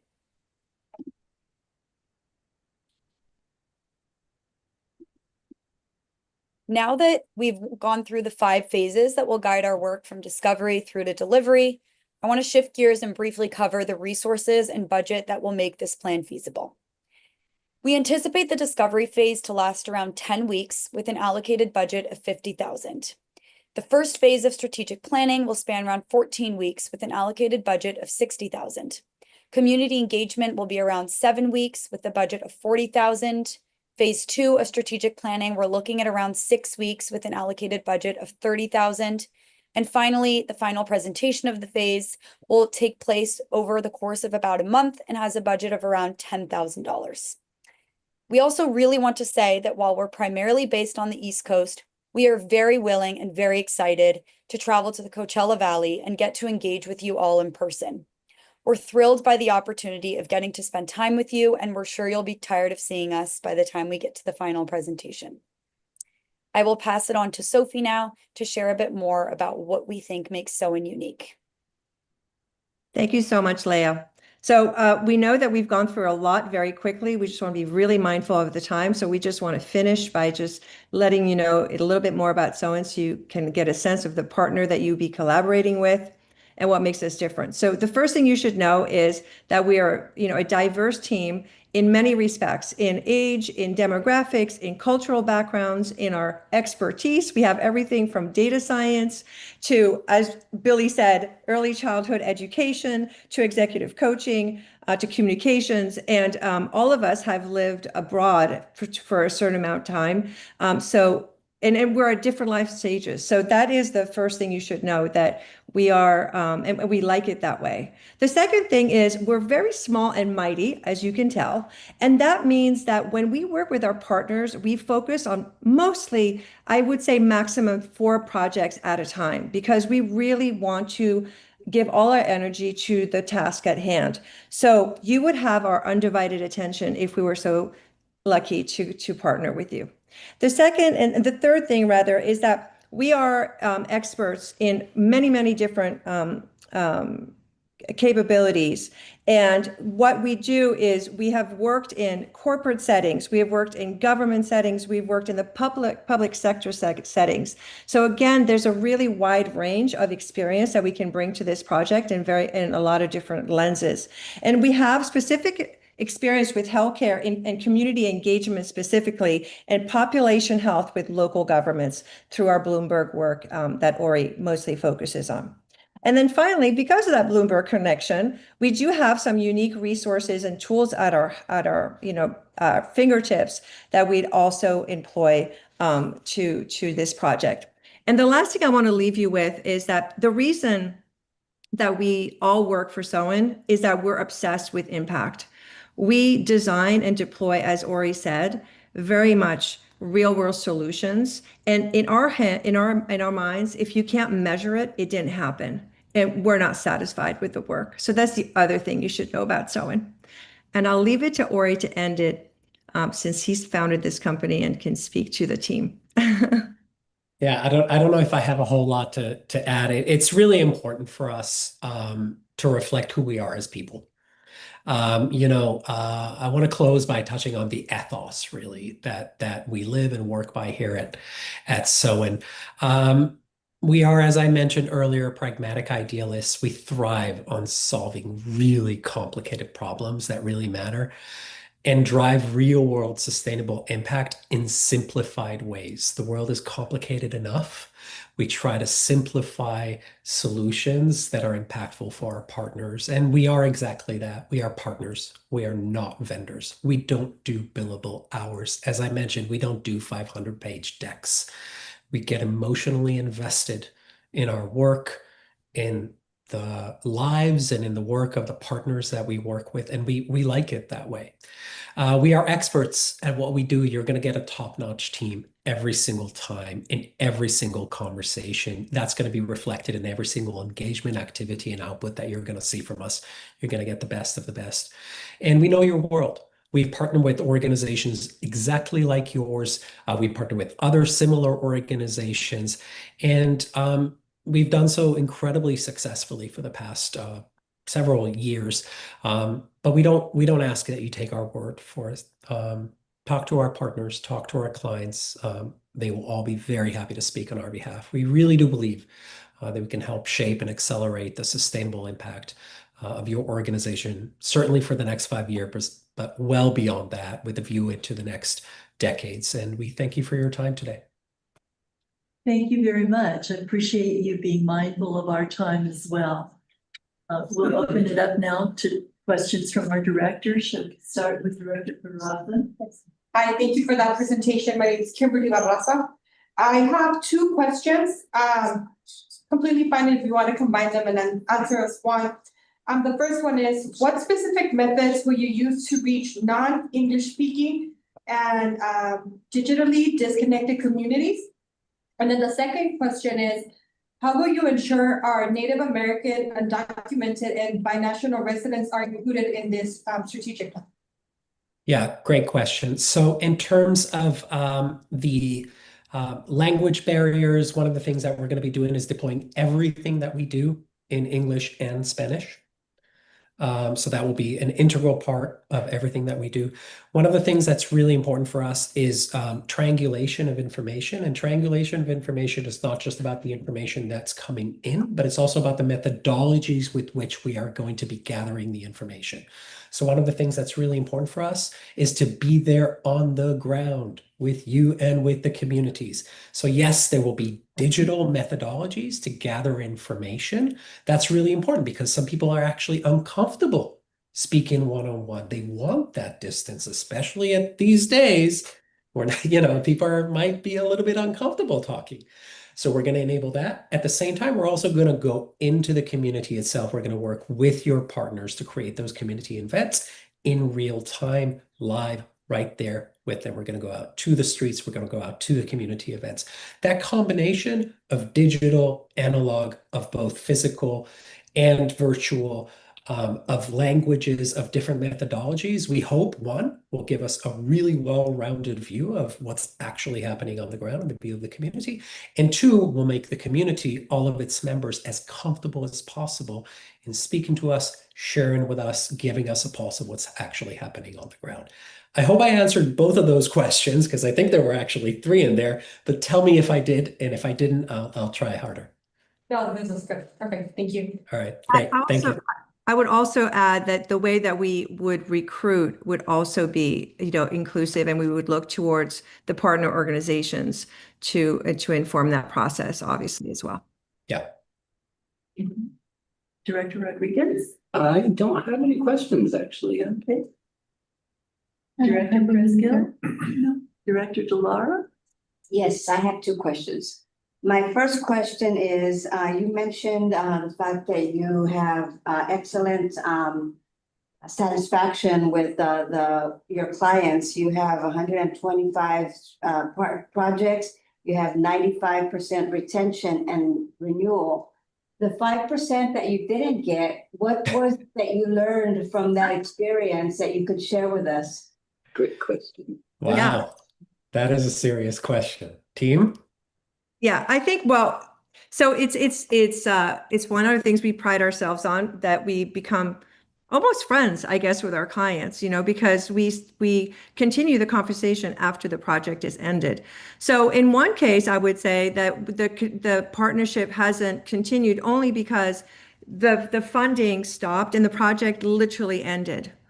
So we are still, in fact, let me tell you that story. The person that we worked with is actually, we invited to become a partner in a new project that we're working on as an advisor.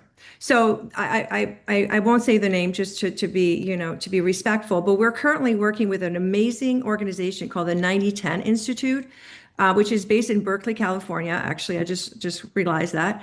And they are redesigning the biotech industry to be more fair, to balance the outcomes of patients as well as the financial benefits for the stakeholders involved in that industry. And obviously, one of the key populations that is affected is older adults. And this client knows the older adults population very well, and they were trying to seek a committee of representatives that could help from the diverse perspectives. And we invited him and said, "Would you like to join this project?" and recommended him to this client. So, Sophie, by the way, we have full permission to use their name, so it's Okay. perfectly okay. We can say that it's the CEO of Oats, which is a part of AARP. Of AARP. So that's one example of we're working with them in this moment, but we are working with them because we brought them onto another project. Thank you. So my second question is on your project phases, you step 3 is community engagement. So there's only one of these stages that mentions community engagement. You mentioned your proposal 3 community meetings. When you were talking earlier and you said that you're going to be boots on the ground, you're going to be connecting remotely, but the question that Director Barraza mentioned earlier about the hard to serve, the disenfranchised communities, those are not going to be easy to reach. Yeah. So you not being here in person and really relying on remoteness, I see that as a really difficult task to be able to do that with the 3 community meetings mentioned. And I guess, how can you address my concerns about your ability to really connect with these communities that are harder to reach than just sending out notices?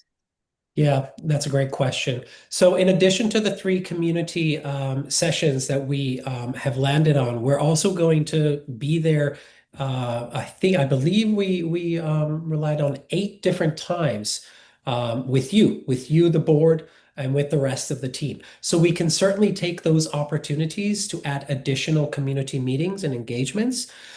So we're very open to that. We're happy to co-design those with with Chris and the rest of his team. So we're very, very open to that opportunity. In addition, what I would note is every time we come in, we're hopefully going to average coming to see you guys every 3 weeks or so. So we're basically going to be spending a week out of a month with you guys for the duration of the project. That will give us a lot of time to get to know not just the communities, but also the partners. So the partners that you're already working with are really, really critical, and we're really eager to better understand them as well, create relationships, and leverage their already existing connections to the community to better connect with the community. I can give you an example of where we use this. In the city of Atlanta, for example, we had this project during COVID, actually, for African American communities in the city. There was really high degrees of vaccine hesitancy. And one of the things that we worked on with the city was to try and battle that vaccine hesitancy. And we tried everything over a period of 6 months. We tried billboards, we tried community events with doctors, and then we tried TV commercials, and then we had a TV commercial with a doctor, and then we said, okay, maybe we change it to a Black doctor, and that didn't work, and then maybe we change it to a female Black doctor, and that didn't work. Can you guess what actually worked, what actually got people to start listening and taking the vaccine? Go ahead. A kid, a youth, I don't know, somebody that was just like them that they could relate to? No, it was actually religious organizations. Yeah. That makes sense. Yeah, right? That was the hook, right? So for us to work with you guys, we're not going to know your community better than you. We're not. There's no way we can. But to work with you guys to figure out the clever ways to reach the community in ways that matter to them, that's where the magic is going to happen. Thank you. Appreciate your Thank you very much. I have response. one follow-up question for Director Barraza. Of course. Question and comment. Our district is divided into 7 zones, 7 voting zones, and so 7 representatives on the board. I would like to see at least 7 community meetings, 1 within each zone. That's something to consider be incorporated in the plan. Okay. All right. So that's just a comment on that. That's certainly something that we can take and work with the rest of the team to modify and adjust to. Yes, and I think that our intent is to make it as practical as possible. So I've always aimed to combine the efforts. So if we're here, if we're in person to speak with the board, we would stay for 3 days on either side and make those the community session schedules so that we could be pragmatic also in terms of the travel costs. And so we would aim to do that. I will also say that it's not just in person that we can get to know a community. There are a lot of channels that can be used to get to know a community, including things like TikTok, which I've been on to learn about the Coachella community. And I've actually listened to some of the residents that say, this is what the Coachella Valley is really about.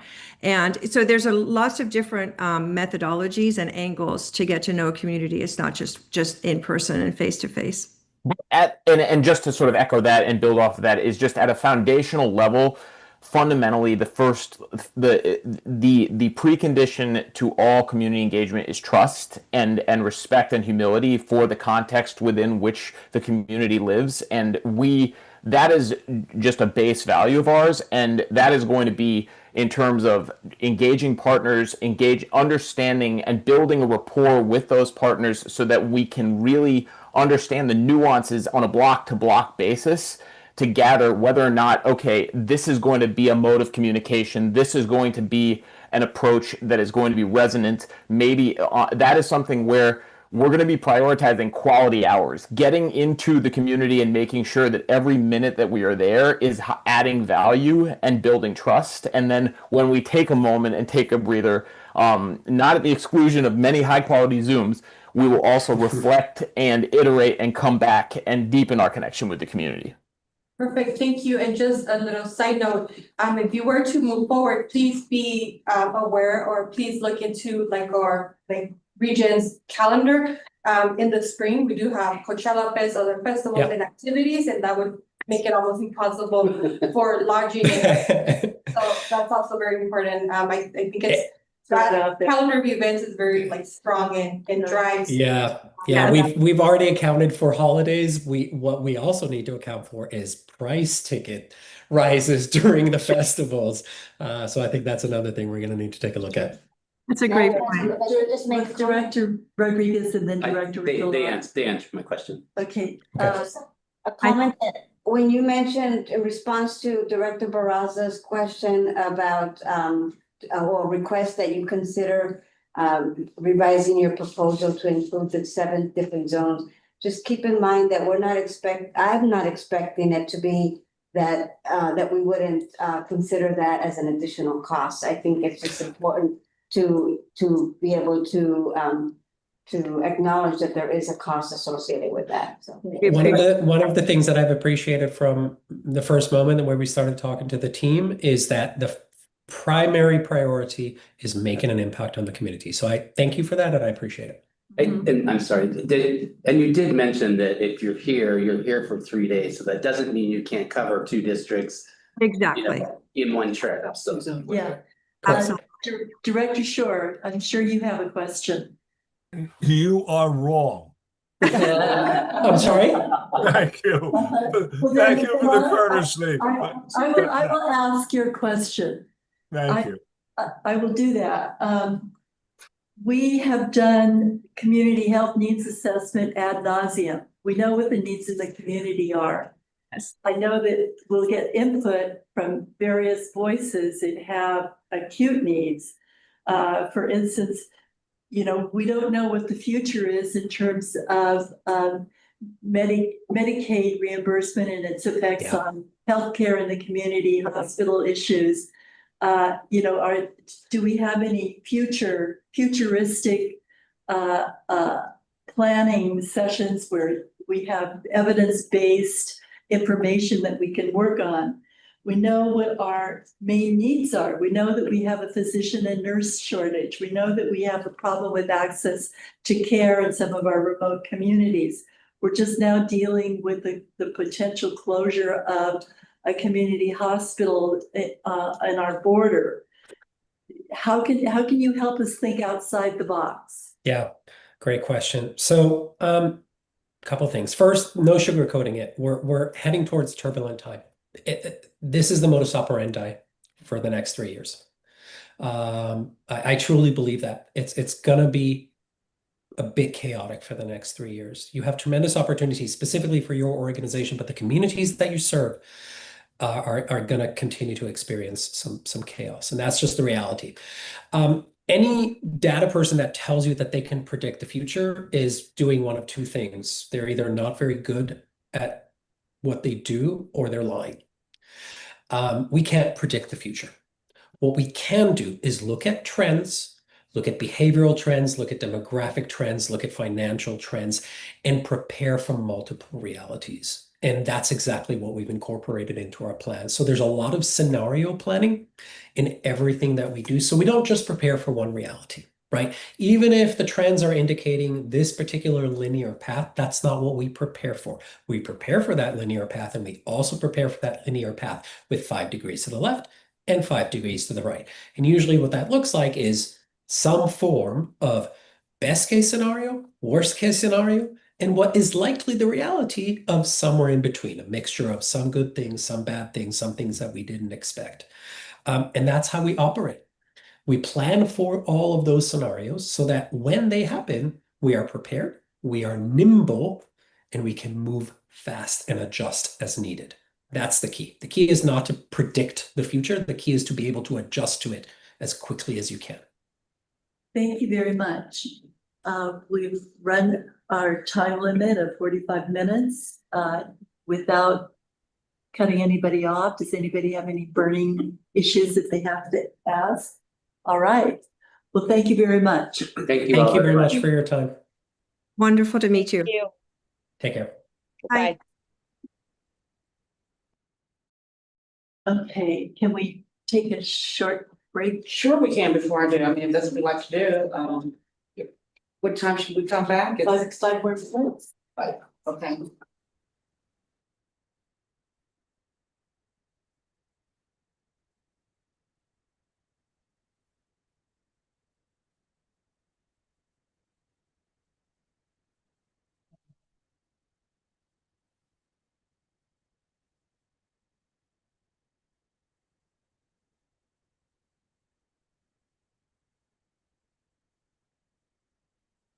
One more meeting to go.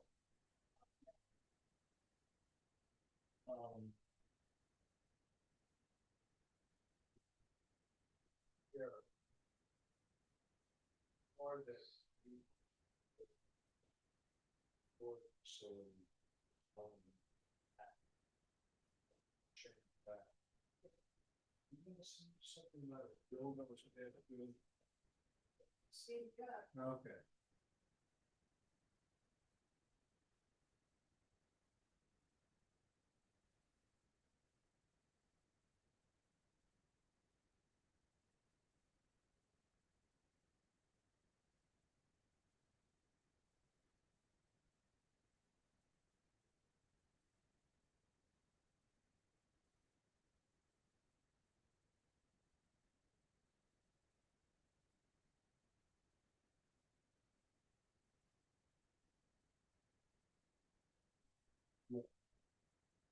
We're meeting Sunday, not Saturday.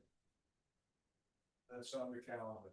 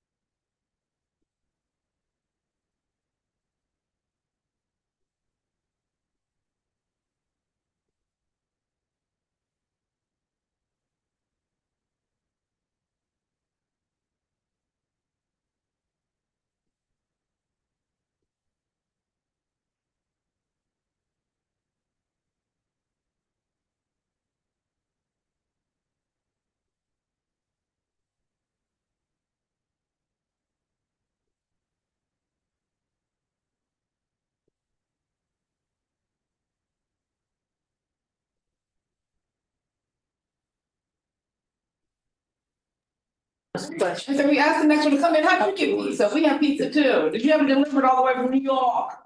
The place called Boston Pizza. Can't hear you. Oh, you need to practice your East Coast. Are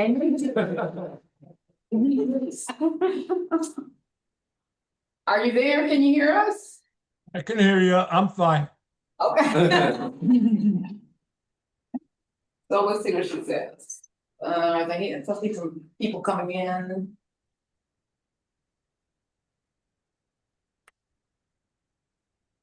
There we go. There's Trace. Let's promote her. And who else was it? Trace. Nathana. She wasn't actually on this right behind that she would be sitting. So. I got promoted.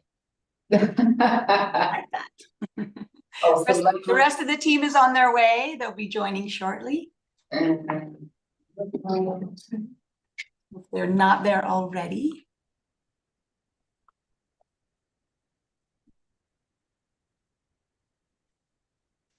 Anybody else? Allison. Copies. I'm removing. Well, I guess I can't do that. I can't move everything. Say It was an accident. It's it's not accident for like she just forgot to. Should I take it off? That's fine. I think that's okay. It's just her note. It's not actually her. I think it comes on. Yeah, Donna does that and stop me.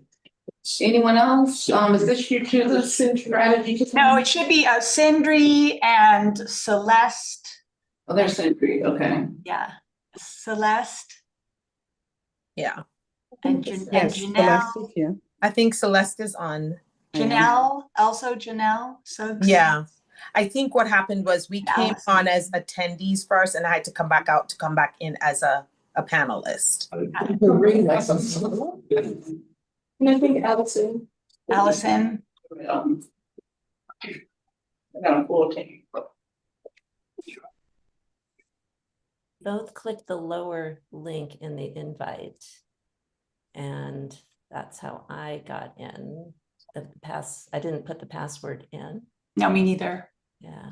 And while we're waiting for the rest of the group here, wondering if you got it, but wondering if you want us to try to speed up a little bit more given the late time. We're grateful that you're still here and then we have this opportunity, but any guidance that you can give us that'll make this easier other than staying on time with our presentation? I think if you could keep it to 20 minutes or under, that would be great. Great. You know, we, our prior to it generated some good questions from doctors, so that would be perfect if you could do that, please. Fantastic. I'm going to go ahead and share our deck that'll guide us through. And also say hello to you all, to staff members, to board, and any members of the community that might still be here. Not sure, but we're glad that you're here. And so with that, I'm Tress Jimenez from Activate Inclusion, and we really welcome this opportunity to continue our relationship with Desert Healthcare District from working with you on culture and equity in the past, and now with the addition of our collaborative partners, Common Health Action, we bring experience and subject matter expertise into the portfolio. And so part of what we want to say too is that the Activate Inclusion, Common Health Action, and Desert Healthcare are all mission-driven organizations. So this work is really meaningful to us. And we're here not just to deliver a plan, but to walk with you to co-create something that reflects your values, your community's voice, and your responsibility to serve with equity and integrity. And so with that, I'm going to quickly take you through our team, and then you're going to hear from many of them today as we talk you through our proposal. Me, you already know, introduce myself. I've worked with the staff. Sindri did some work with the board a couple of years ago. And now we have Nihanda Lindsay, who is my dotted line in leading this project with Common Health Action team, and also an expert in strategy and content. We've got a couple of other members. Julie Clan, who is our office manager at Activate Inclusion, will be the one doing contracting, communication, and documentation. Jeff Oxendine, who's one of our connections who has experience in Coachella Valley. And we don't have a photo of her here, but Sheila Thornton of One Coachella Valley is also eager to help us as an on-the-ground resource in the local area. Natalie Burt leads the Common Health Action Team, and Janelle Suggs, who's here today, will talk about healthcare system strategy and about inclusive engagement with the community. Allison Ryan is here as a financial systems expert, and so you're going to hear from her talk about financial strategy and approaches. And then Susan Donovan, who works with Allison, has extensive experience in health systems and also has experience in California specifically. Celeste James, who's here with us today, is part of the social impact strategy team. And Angela Jenkins, who is also another California expert and an expert in CHNA. And then Tatiana Warren, who's going to help really evaluate any strategies that we work on to make sure that they're measurable and that we can create accountable frameworks for them. And so with that, a quick introduction, you're going to hear from some people here today. I'm going to turn it over to Nihanda, who's going to take you through how we work. Thank you, Tres, and hello, everyone. It's so good to be here with you. I'm going to talk a little bit more about how our team plans to work with you along this journey. So we really start with partnerships, so we don't prescribe solutions. We try to facilitate a collaborative and values-aligned process that centers with your expertise and your mission. As mission-driven organizations, this work is extremely important to us. And so we view this engagement and this project as part of our calling. So partnership then leads to ownership. This is where we do co-creation with your board, your staff, and community. And then we use this to build trust and ensure that the plan reflects shared priorities, making it more likely to be embraced and implemented. Execution is where we balance our vision with practicality. So we recognize that this is a non-linear process. It will require us to be both flexible and nimble. And so we bring high energy and high discipline to this effort, ensuring that ideas move into action and outcomes.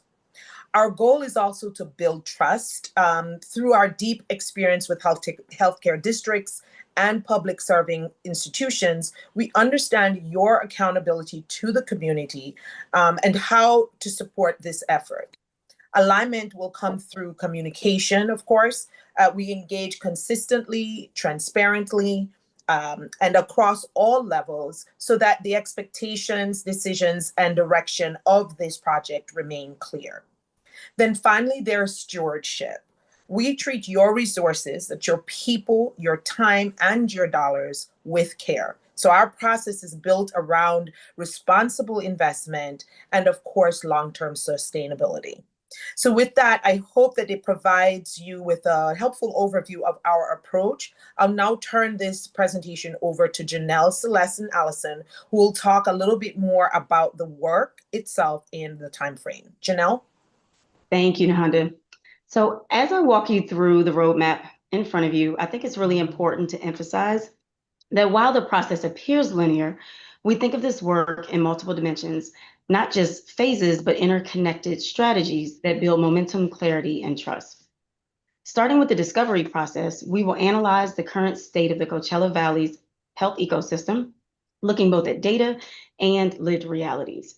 This is where we will start to identify not just gaps, but also early opportunities, momentum where we can offer real-time guidance as we learn rather than just kind of waiting until the end.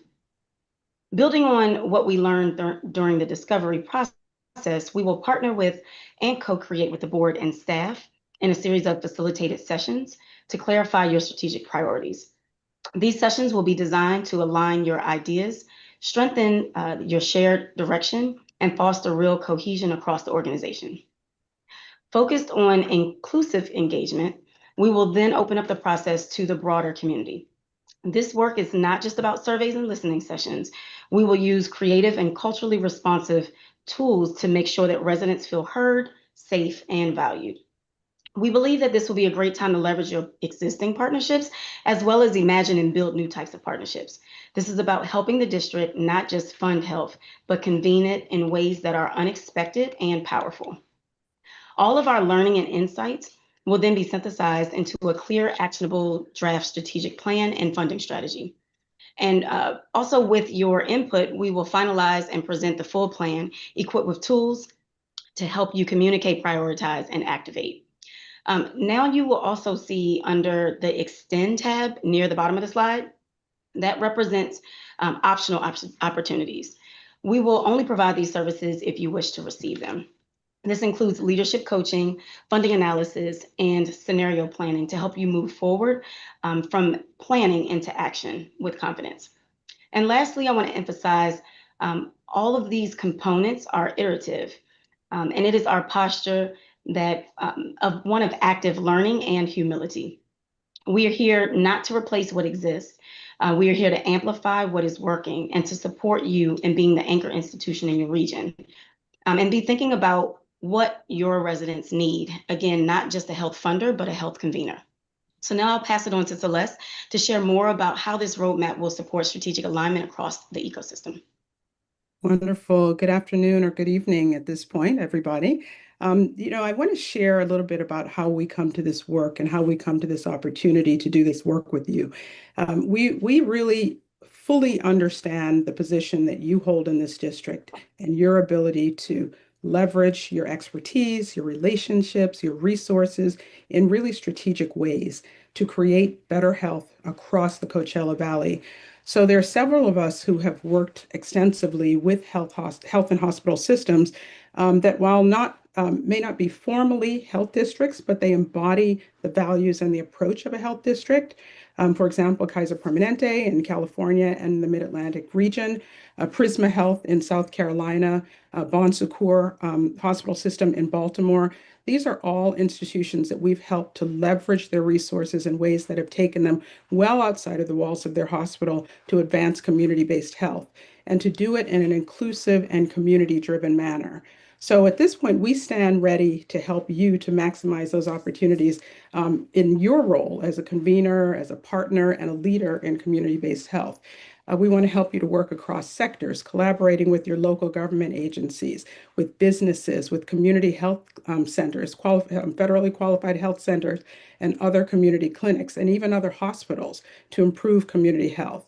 We also want to help you at the same time to be agile and integrated in your community as a partner with your local nonprofits who are fundamentally mission aligned with you all.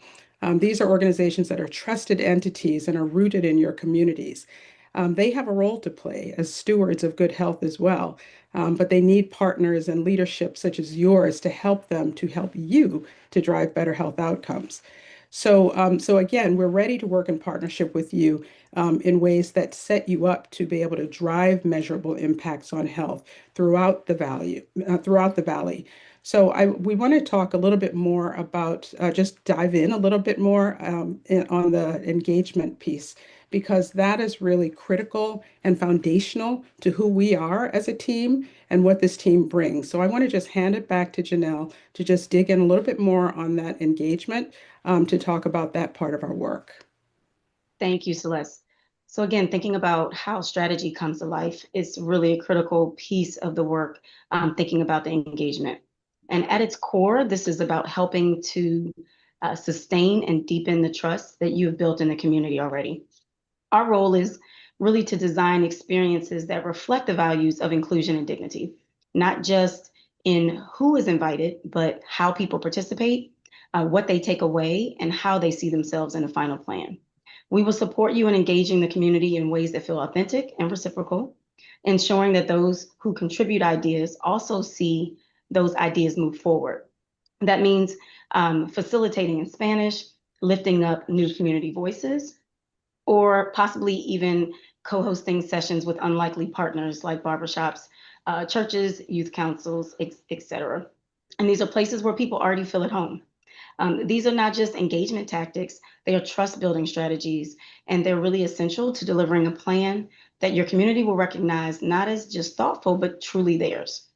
So now I will pass it over to Allison to provide some further details on our funding analysis and investment strategy. Thanks so much, Janelle. And hi, everybody. Good to be with you. So from a financial stewardship perspective, our aim will be to align opportunities and recommendations with your priorities in a way that achieves really 3 specific aims. We want our financial analyses to both reflect the community's interests and needs, acknowledge and build on your existing assets, and also illuminate insights by modeling investment scenarios that prioritize positive and sustainable health impacts in what we know to be a highly dynamic policy and funding landscape. Fundamentally, we want to equip this team with a financial costing framework for strategic initiatives that allows you to assess feasibility, impact potential, and funding durability as a way to prioritize investments. And because the only constant is change, we will map this financial capacity against current and emerging strategic initiatives using a set of inputs and assumptions that can be adapted to reflect ongoing ecosystem changes and opportunities as they arise. So I'm now going to transition us into the next slide. And here we've summarized what we will ultimately hand off to the Desert Healthcare District and Foundation as this engagement winds to a close. At the core, it's a comprehensive 5-year strategic plan that reflects everything we've co-created, your priorities, your community's voice, and a realistic pathway to execution and impact. And alongside that, we'll deliver a high-level sustainability vision that ties your funding strategy, your partnerships, and your internal capacity to long-term success. We'll also offer optional tools such as leadership coaching, scenario planning, and customized support to help ensure the plan doesn't just sit on a shelf. Our role is to help you drive real implementation, ownership, and results. These deliverables are designed to be clear, intuitive, actionable, and enduring, giving the district a roadmap it can own, activate, and adjust as needed with confidence. Sindri, I'll now turn it over to you. Thank you so much. It's great to see you all there a little bit. Kind of hard to see the details, but it's awesome that we're connecting. And my role would be a liaison, facilitator, and conduit relative to the board. We've identified some bucket areas here that you raised up as priorities, and my role would also be to ensure that those priorities are tended to and rise to the surface and are constantly being moved forward in the planning process. I also want to speak to the coaching / what I would call trusted advisor option, just so you understand it a little better. This is not a pitch at all, just to help you know what it's about. It's worked well in organizations that are going through this kind of process. What it is an opportunity to meet with someone, a neutral party, someone who knows what's going on but has no agenda to push, right? Who can maybe help refine an out-of-the-box idea, and how might you best present that, especially if there's a power dynamic there, for example. An interpersonal challenge that can sometimes arise and be pretty quickly solved through a kind of third party. So those are just a couple of examples of the way that can be used. And it has proven to, again, increase effectiveness and efficiency in other engagements we've had. And the only other piece I would just highlight, people have mentioned this, but I want to just touch on it again, is we are really in an uncertain time. And we fully understand that. We don't understand where things are going exactly, but we will approach this project with multiple innovative solutions, scenario planning.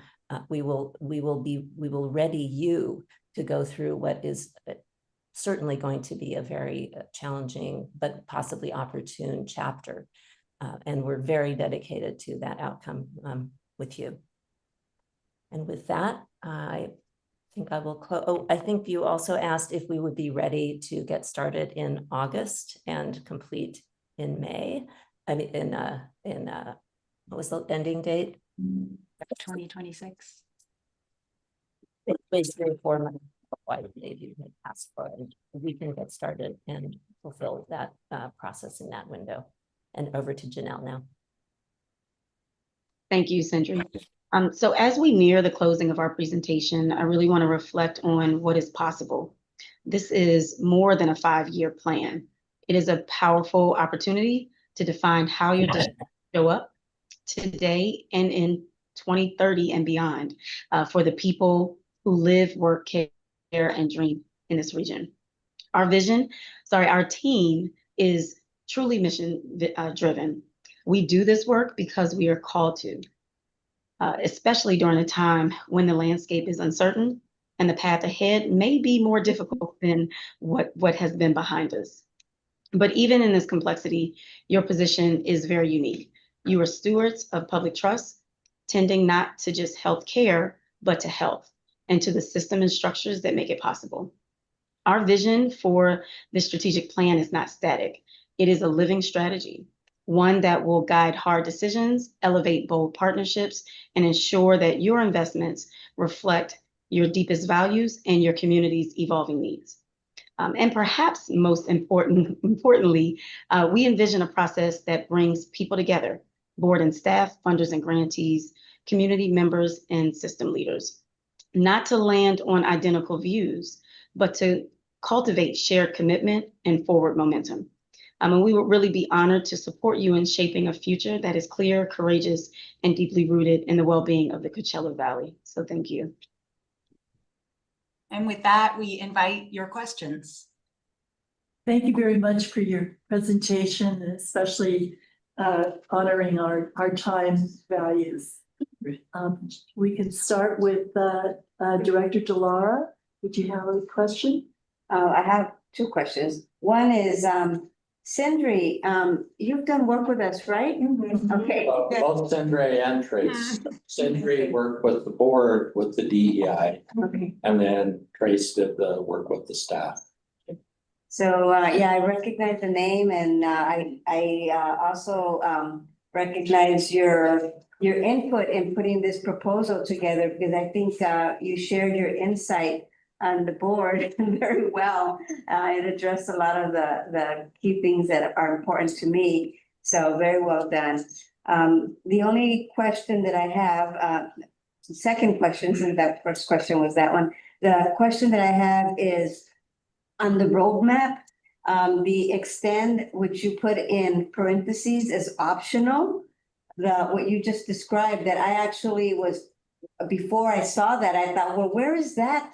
Where are those things? You know, the being able to offer the analysis, the scenario planning, the support. So when you put it in there, I liked it, but then I see the word optional in parentheses. So that concerned me is it optional, or is it a part of the services that you're offering?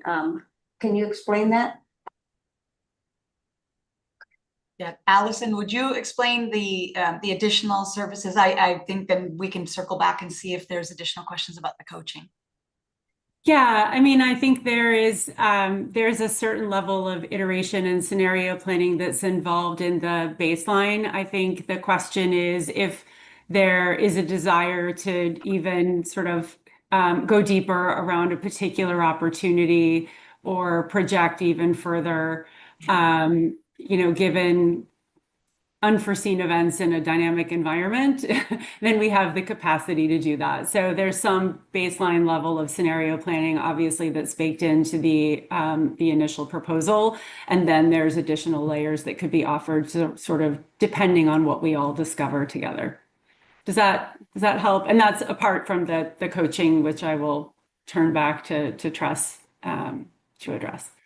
Okay, so I'm understanding that it's kind of embedded throughout, but that we could have a more if we choose that we decide that we need more. Correct. Okay, thank you. Sure. Director Presgill? I don't have any. Hi, everyone. Kimberly Barraza here. I do have a question. So we know that equity can be difficult to quantify. How would you approach developing metrics and benchmarks that would truly capture the progress of this strategic plan? Could you share some examples or how you go about it?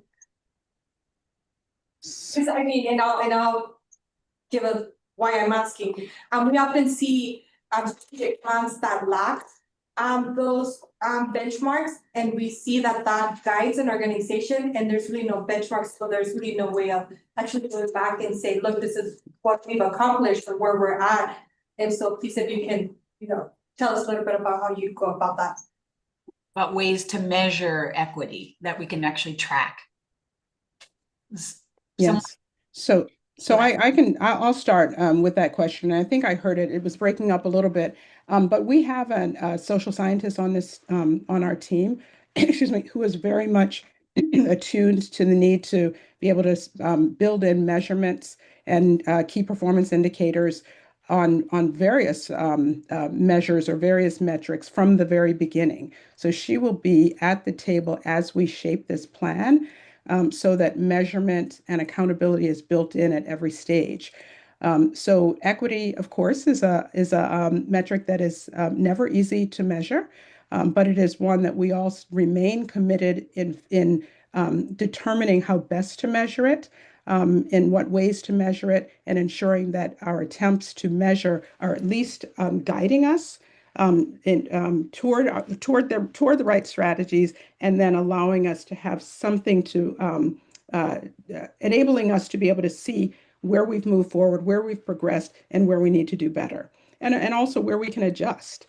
So if that's your question, that you want to make sure that measurement of equity and other measures are included in the process, absolutely. Thank you, Celeste. You're welcome. Director Shore, you have a question? No, thank you. I'm fine. Oh, thank you. My question is over the fact that healthcare districts have a very broad legislative, they can encompass many different kinds of programs, not just, quote, traditional healthcare. We can run an ambulance company, we can build a nursing home, we can do low-cost housing, we can do a medical residency program, on and on. How do you help us think outside the box? Want me to take that one again? Okay, so I'll take that one again. That's really our sweet spot, and I'm really excited to hear that question, because when I mentioned in my remarks that organizations that several of us have worked for are, while they are not formally health districts, they embody the values of health districts. And that is because that's the kind of environment that we've supported. And that is to help an institution like yours to engage in other kinds of health producing activities, such as affordable, clean, safe housing for residents who struggle with housing and homelessness. Working with businesses, with small businesses, with business entities to help entrepreneurs even, with the economic drivers of the community. Working with food systems. We've done extensive work on this team. Some of us on this team have done extensive work to help health organizations and hospitals to drive food as medicine, but also just food as a community resource. And so we are very accustomed to and attuned to the need for a health district to do more than just provide healthcare, but to provide the conditions that drive health and well-being. And that includes all of those things that I mentioned and more, and working with school districts on education issues and all of those things that really tie into that ecosystem of health and well-being that Janelle referred to. There's also a particular client that comes to mind, made me think, because I think you asked about maybe an example. We recently helped a past client. It was a city government partner with a public library, several public libraries, to offer trauma-informed care and mental health resources. Library staff were trained in de-escalation and mental health first aid, and social workers were embedded in those library branches. And this partnership transformed those libraries, which are already trusted and accessible spaces, into informal wellness hubs where residents could get connected to care in what we would consider like a low stigma environment.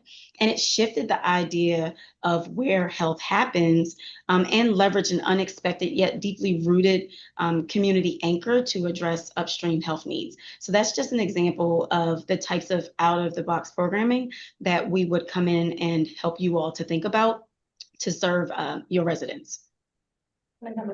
Okay. Yes. Were you on with, did you listen to the other presentations? No, okay. The reason why I was asking is so that I can repeat some of my comments. So our district is divided into 7 zones, voting zones. I think it'd be important that we do conduct community forums or meetings in each of those zones. So that's something to keep in mind. And then also, I also shared about our region's calendar of events. During the spring, we have the festivals, and so any trouble lodging, please consider that if you were to move forward with us. Thank you. Thank you. My second question has to do with the uncertainties of the future in terms of healthcare. We've got so much unknown that's facing us in terms of the future of Medicaid reimbursement, the effect on hospital and healthcare of our communities. How will you address these uncertainties? I can start simply by saying that a lot of our work is in partnership with organizations that in some way, shape, or form are affected, are going to be affected deeply, including many of those folks in California. So we are tracking very closely and working with a lot of partners in California on the managed care plan side, on the philanthropy side, on the community-based organization side, trying to understand and anticipate how changes in CalAIM, if there are any, particularly with respect to the enhanced care management and community support services, will pan out. So part of what we bring is a deep understanding of the local environment from a policy and payment perspective, and ability to sort of tap into that and understand the dynamism and anticipate some opportunities there.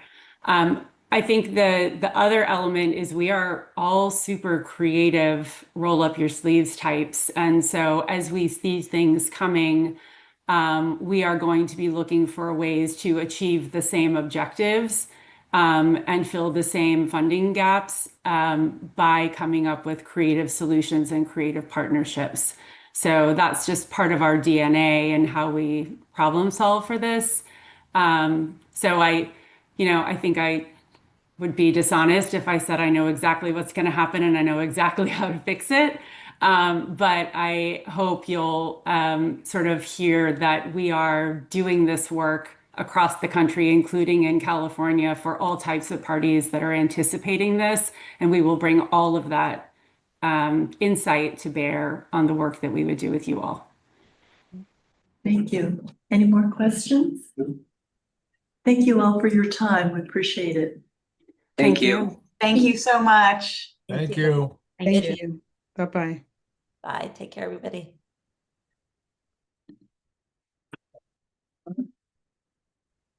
Wow. Oh, I forgot to ask Dr. Dan if he had any. He left some, okay. before we went, he left at the break. Okay. Oh, he was with us on the phone? He was. Oh, good. He could raise his hand and he, so he's listening. Okay. Yeah, unfortunately, he couldn't ask questions or participate since he wasn't on the agenda. Okay, that's my question. But he did request, and that was part of what I communicated earlier, is that, having discussion and being able to go more to the July 2nd, so that everybody could have opportunity to review the presentation. Because and I mean, I don't know how much discussion we want to have here, but I want to digest this before some more Yes. Yeah. deep discussion. There's a lot to digest here. Any comments anybody wants to make? I have a comment. ahead. So, in addition to the questions that were asked during the presentation of each of the presenters about could you do this, and would that be something that you would add? One of the things that I would like for you to ask all three and moving forward is the question that Kimberly asked about measuring equity. Since we have 7 zones that are very distinct, and there's such a big difference of haves and have-nots, I think that is an excellent point that I would expect that to be part of how we can measure how we are doing in our communities is the equity part. So thank you for bringing that. I have a question. Letty, help me understand, Sam, when you talk about the term equity in this context, what do you mean? What's equity? Okay, so I think we had the same question in one of our board meetings, of board trainings. 2 years ago. Yeah. Do you want to go there and start defining it again, or do we all go? Yeah. I'm just curious. Curious to know what you mean, that's all. It's just that the access to resources varies depending on the population. That there are people that have easier access to services than others. So we need to be able to keep that in mind as we are delivering services. And I think a straightforward like definition, I mean, if you Google it, it's that quality. You're effectively focusing in on defects or deficits in specific areas. Yes. Okay, I just wanted to know what you meant. Thank you. And for me, I think it's like, you read it here, pretty simple, the quality of being fair and impartial. That's a good one. Thank you. So one thing we'll need to consider is during the course of this, I think we've added some additional scope, especially, talking about the 7 community meetings. So we kind of highlighted that a little bit more with the second one. I don't think we addressed that with the first one. So I think it's fair to be able to communicate that with all 3 consulting firms and allow them opportunity to refine their proposal and their cost budget associated. So I think the first one said that they were planning for 5 implementation firms. No, I think 3. They had 3 workshops and 2 community engagements. And some background with that is, if you recall, they were the high priced one at 700,000. And so we had just informed them that in order to probably be competitive, that they needed to shrink their budget. And that was an area that they provided just kind of within the last few days. That would be an area that they would need to. I would have preferred a make different area. So just keeping that in mind, that there will probably be limitations on them accommodating those extra. So, but I think in fairness, all 3 of them should. And they also refuse to include the travel expenses in additional. Exactly. They went down from like 600, like 5. Yeah, they were 745 or something like that. If I remember. And it's really front loaded. If you look at their phasing, they're gonna get like 400,000 in not more than about 4 months or so. So yeah, but so and they don't leave a lot at the end. Go ahead. When you communicate about the 7 different meetings, can you communicate what Letty talked about the equity component as well? Yeah. So what we will do then for the July 22nd board meeting then is to provide an update to the summary based on their updated proposal, so that hopefully it'll reduce the amount of discussion time at that board meeting. But I think there's some things that we've probably concluded from this effort so far that kind of raises the level of 1 or 2 over the other. I have a question. Have we asked these 3 candidates to have us talk to some of their clients? Is that part of the equation, that we get an opportunity to talk to some of their clients, see how they're satisfied with the bottom line impact of what they paid for? Or and we would like to do that. I'm hoping possibly through discussion here, if there's if you'd like us to do it with all 3, or if there's more of a preference for one or two based on what we've completed so far that are kind of leading candidates, but we can do all three if you would like, so. Because they all provided references. They did, Yeah. we just need to contact them. I would do all three just since we haven't made a decision. That's just my opinion, but. Well, I think the guideposts has priced themselves out of consideration personally. As Kimberly said, we could buy a house.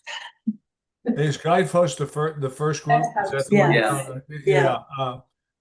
A lot of what they had to say is basically fancy words repackaged in a very sophisticated presentation, and the substance wasn't as strong as the substance you saw in the other groups. They were more. The other two, I agree. Well, and I think that was kind of evident also from, our first iteration of when we proposed or we presented the proposals. I mean, they were very high priced.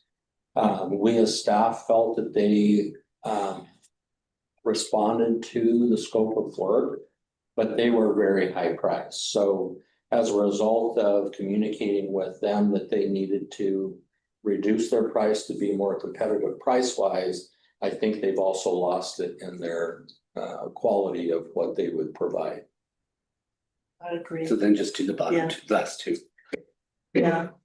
And then do you wanna have like an actual, like more of a discussion in our next board meeting, or? I think we need to make a decision at the next board meeting. But I'd like to wait to have the further discussion just to digest, so. And we would ask them to increase their community meetings to 7. Right, and then include their budget Included in their adjustments as budget. well. Right. And then including the equity piece that we're talking about. Okay. And would you like at that point, we will provide the updated proposal. And then we'll provide an update to the summary that we've included in the staff report. And is there anything additional that you would like as part of your discussions and consideration? What I would like to do is maybe share some of my thoughts, not necessarily we have a discussion, but so that you can also think about these things. And then if there's anything that the board would like the rest of us to consider or look at. So some of the things, of course, the price tag, right? Typically within the government, if you RFP, some entities or cities, they usually go with the lowest bidder. If we're talking about, we trust that the 3 of them would do the work. I mean, we were already looking at the numbers. So that's one. So the price tag. The other is looking at the visuals of their presentation, because whatever their presentation looks like, that's what the material will most likely look like. And so what's more visually friendly, so please consider that as well. We want to go back to the presentation and look, are there, grammatical errors? So I think that's going to be a reflection of what our material is going to look like as well. Other things is how they connected with us, the way that they communicate with us, that's how they're going to be communicating with the public. So I think that's also very important to keep in mind. And then also just the clarity and how they went about their presentation, not only the visuals, but how they guided us through the presentation, because we'll be communicating with them within 10 months. And I wanted to make sure that that we choose the firm that will be able to communicate or make it easier for us. Maybe at some point within one of the presentations, they just go on and lost me for a minute. And then I was like, okay, check. But there was another one that just had me, paying attention to every little thing that they were saying.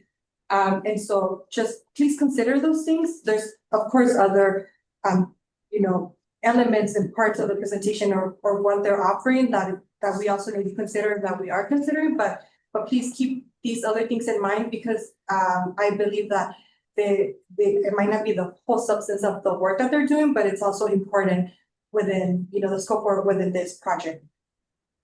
Good points. And to those points, they're great points, and those are some things that elevated one of the firms as we were working through this process above the rest. And I know there's probably been some concern with, and I'll say it's SOAN being across country. But they have been, for us, working with them, they meet the connected part of it. They're so willing to understand and learn where we're at in this area. They have had some experience in California, et cetera. And they appear to be the ones that are most flexible to work with us in our structure and to, have the extra community meetings. And even though they had it defined in their separate stages, separately for the board workshops and separate for the community engagements, they're very flexible to, and I think it came out in their communication that they can incorporate those community engagements mixed in with our board workshops. So Were you talking about the second group? Yes. How did you know? Yeah, Just guessing. because I can imagine them, right, looking at them and I could just see them, right, in like the different areas of the district, like how would that work or how would that look like? We understand when we're doing community outreach and engagement, we also understand like what is gonna be the public's, right, like are they gonna be open to work with them, or are they gonna be like, hey, like, we don't wanna work with them, or they're not understanding us, or they're just above our heads, so. And I was watching you during their presentation. You all were becoming so much more engaged with them than the other two, in my opinion. So.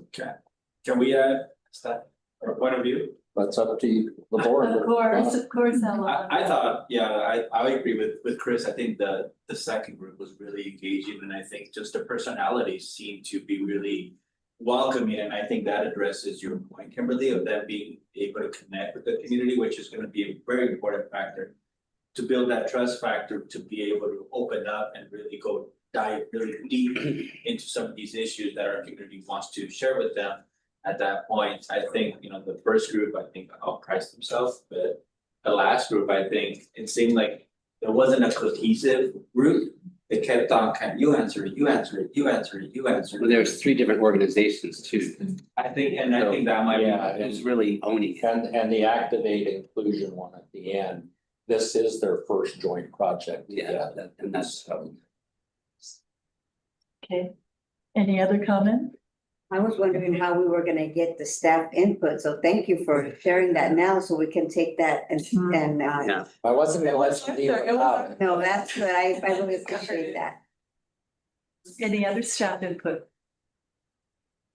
I think One that's thing great. that That's they really mentioned, and we talked about equity and diversity, and as Kimberly mentioned, the zones, and obviously, the cultural aspects is very important. But no one mentioned reaching out to the LGBTQ community and ensuring that they're also involved in this planning process as well. None of them mentioned that.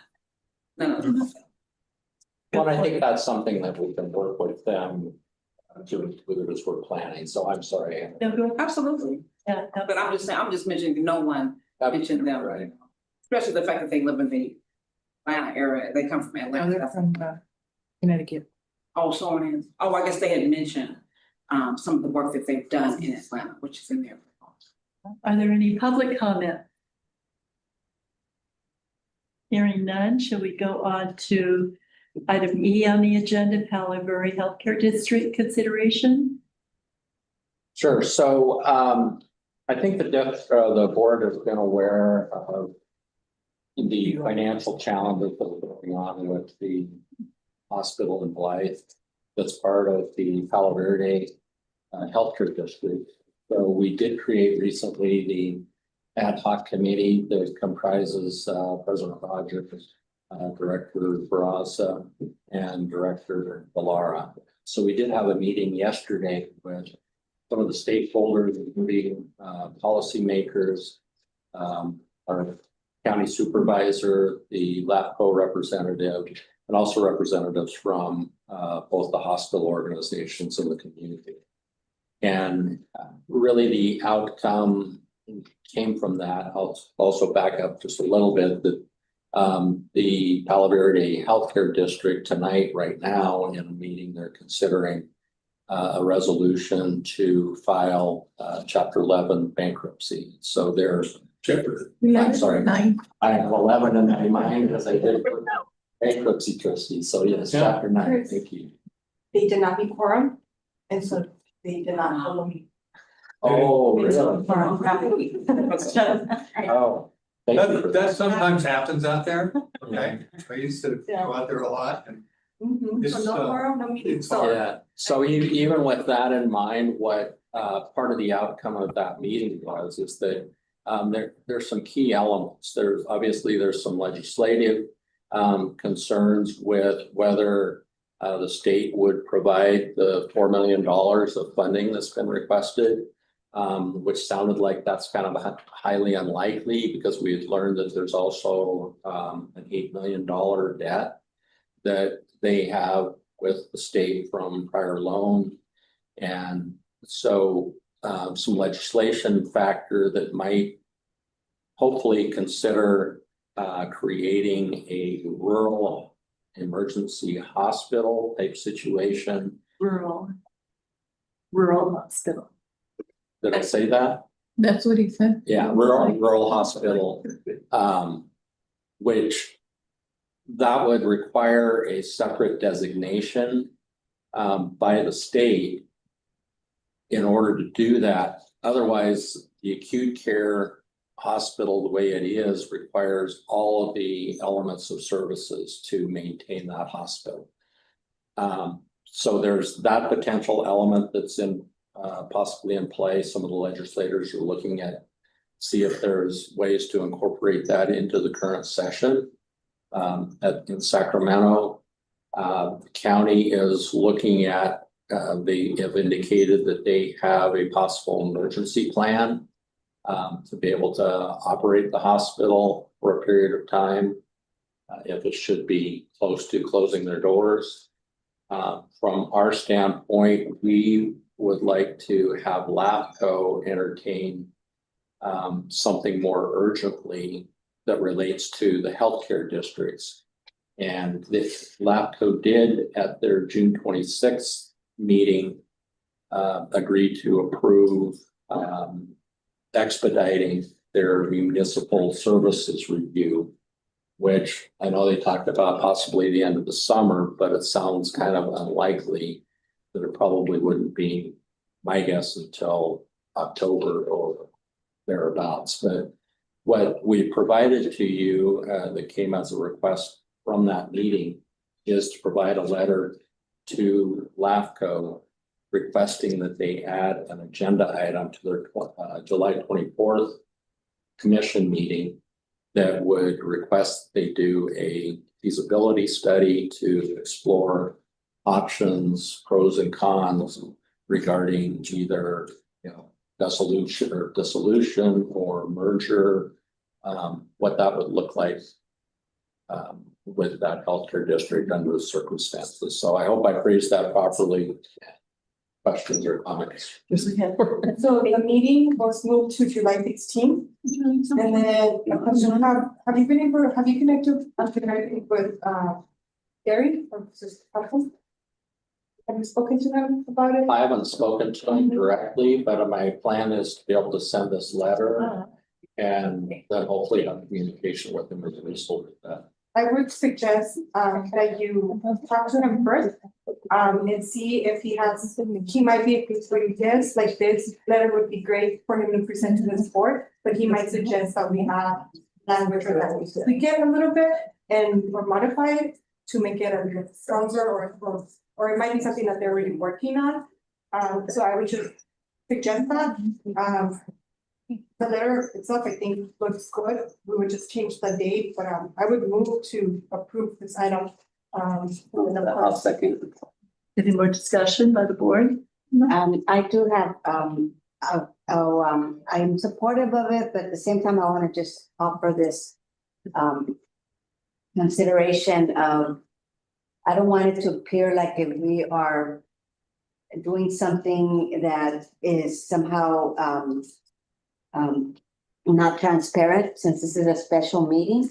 So since we're gonna be meeting on Tuesday, would it just be better that we have this item on our regular board meeting? So that way there's more transparency, more opportunity for the public to know. That it's 2 weeks away, and that Oh, was is it? the initial thought. Okay. And when I spoke with Bruce Underwood yesterday, who's the LAFCO representative from here, is that their meeting is on the 24th. And I asked him if they could just include it as an agenda item without us providing this letter, you know, up till that last minute, since ours is on the 22nd. He had asked if there was a way that we could do this ahead of time. Okay, So that's that's why okay. we opted to go this route. Okay, that's a good reason too. I think the issue for the board, though, to be thinking about next couple of weeks, and I think we should get the letter going and coordinate with the executive director and make sure that we're heading down the right path. But I think what you have to be thinking about is, you know, there are things we can do, and there, from a legal standpoint, even though it's out of our boundaries, as long as we can demonstrate that it benefits the residents you serve. But the larger question is if whether it's a legislative fix or a LAFCO fix, and that LAFCO takes longer than, as Kimberly pointed out, the legislative process can be very, very quick if they want. But you got to look at the larger question. This district hasn't been in the hospital business for 30 plus years, and you've been a supporter of organizations and a funder of organizations, and we want to make sure we're cooperating with the county and the local elected officials. But I think, you know, you got to think carefully about exactly, you know, whether you want a district that goes all the way out to Blythe. And it's a great, you know, it's a really nice community, but man, it's a long ways from here. And that's a big territory to cover. And they have a lot of issues. They've had some financial struggles for some time. But I got to tell you, it's been really more what I think the problem is the way they've run the hospital.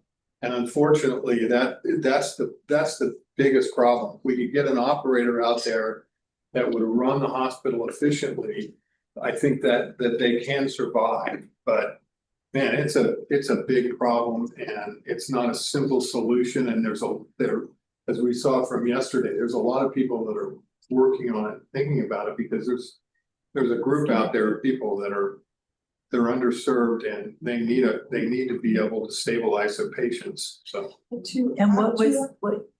was gonna say, to add to that, that's what the feasibility would be telling us, right? From LAFCO, they're the ones that would be telling us like, yeah, like it makes sense to expand, or it might just make sense for them to be dissolved, right? And then just maybe whatever authority they did have, maybe just switch it over, or maybe have it just fall under the county, or maybe the state.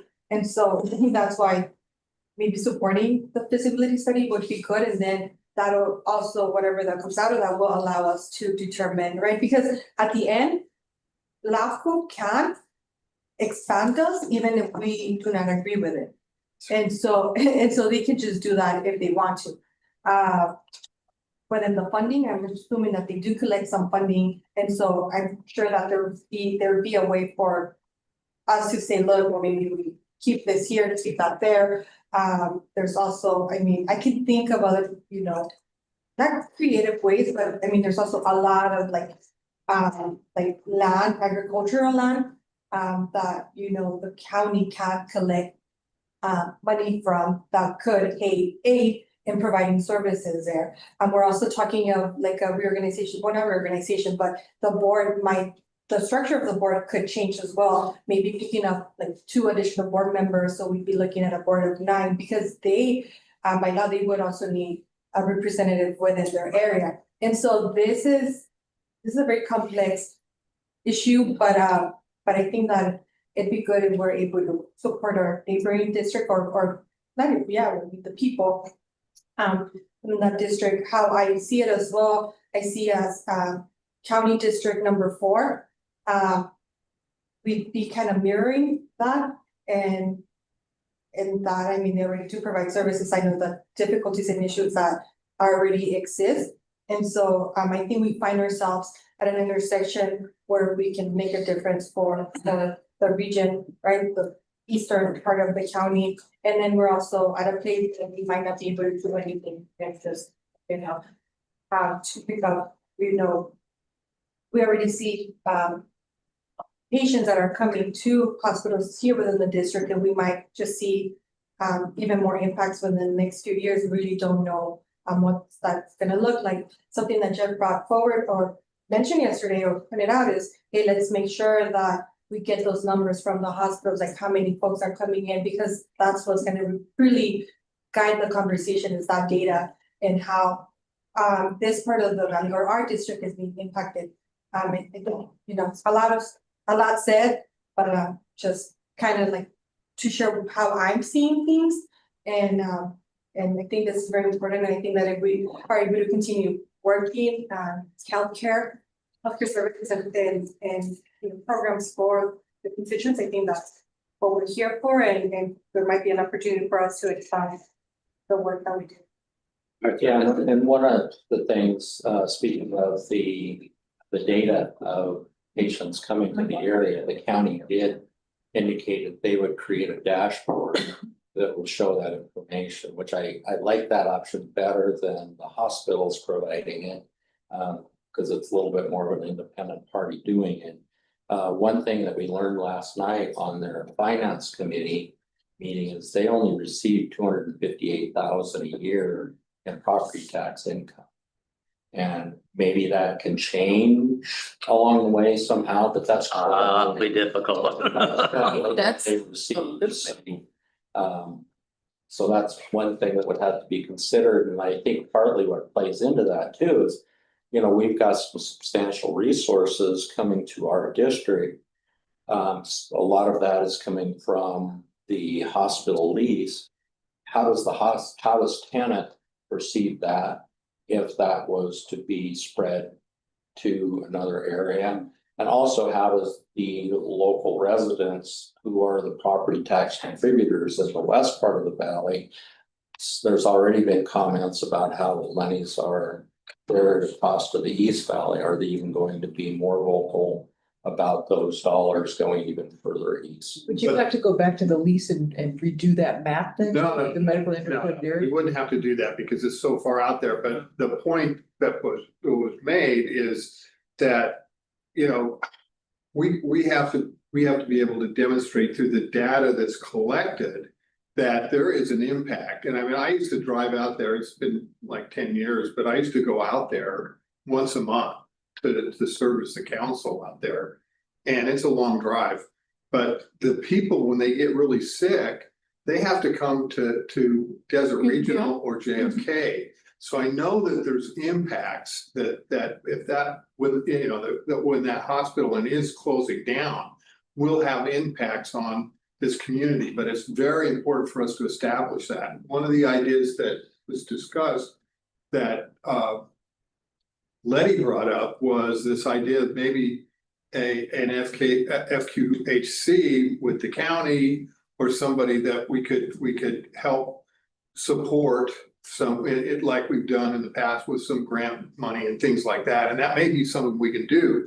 But as I explained to everybody, we need to have the data so that we can show that we're actually being impacted, because we can't, the health and safety code allows us to do these sorts of things, but we've got to be able to show that it has a real meaningful impact on the residents of this district. And I think it probably does, because they would migrate over here. There's no other place. There's a hospital in Arizona, but that's a whole different issue.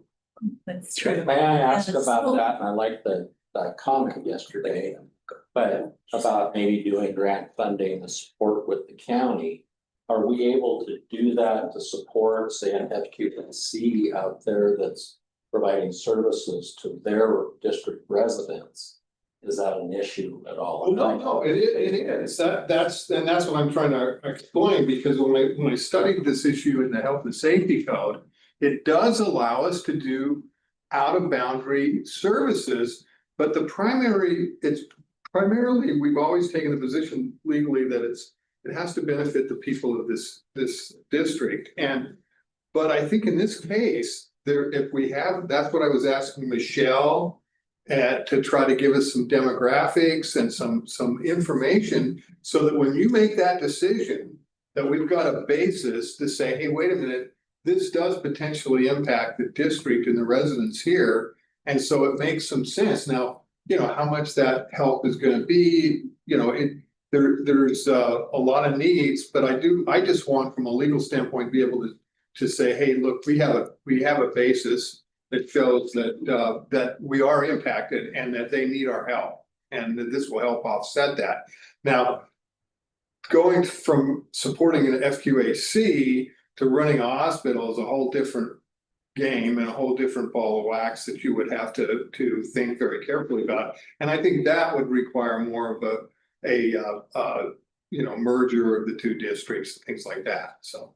And the now point, go ahead. Oh, I was just gonna say, so right now we have a motion on the table, right, for the letter? Yeah, I think we can move this agenda. Yeah, I'm sorry. Right, yeah, well, the only point that I wanted to make was that the county is with the help of Supervisor Perez's office, is very seriously looking at how they can participate, whether operating a hospital, whether expanding their FQHC, as Michelle said, a FQHC on steroids.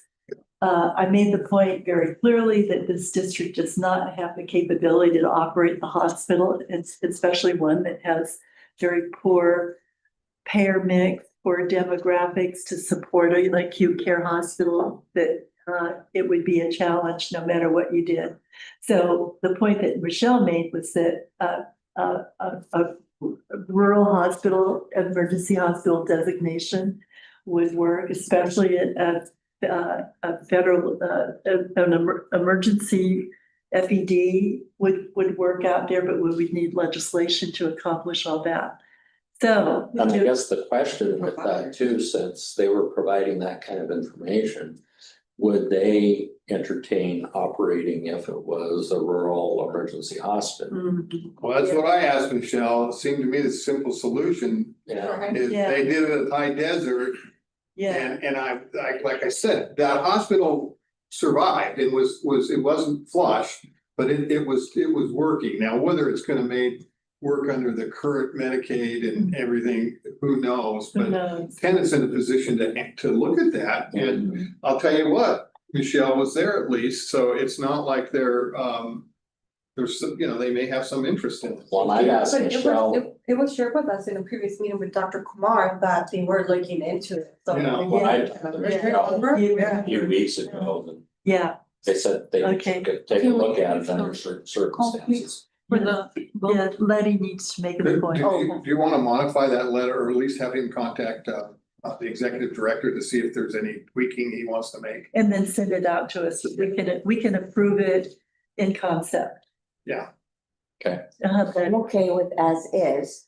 The only thing I was gonna add is that after we take the vote, can we go ahead and do that? And I want to add something after we take the vote, because it has nothing to do with this. Okay, do we have a second? I'll move approval. No, I thought we already have. Oh, we already have it. We were just waiting for the roll call. For the vote. So Director Shore, Yes, but I'm leaving after the vote. Thank you. You're leaving before I talk? Well, the meeting will be adjourned after the vote. Okay. Director Perezkiel, Yes. Director Delara, Yes. Secretary Barraza. Yes. And Vice President Rodriguez. Yes. And President Roger. Yeah. So what I want to say is that I hope that we do continue the ad hoc committee to continue to convene these meetings to learn more information, because I think that we do have to reach a board decision on what we think is our role before LAFCO tells us what they think our role should be. Okay? 100%. So we also need to understand that they could still do Right. it even if we don't. Right, but I want to be better informed. Absolutely. All through with the discussion, meeting to adjourn? Yeah. All right. Meeting Thank adjourned. you so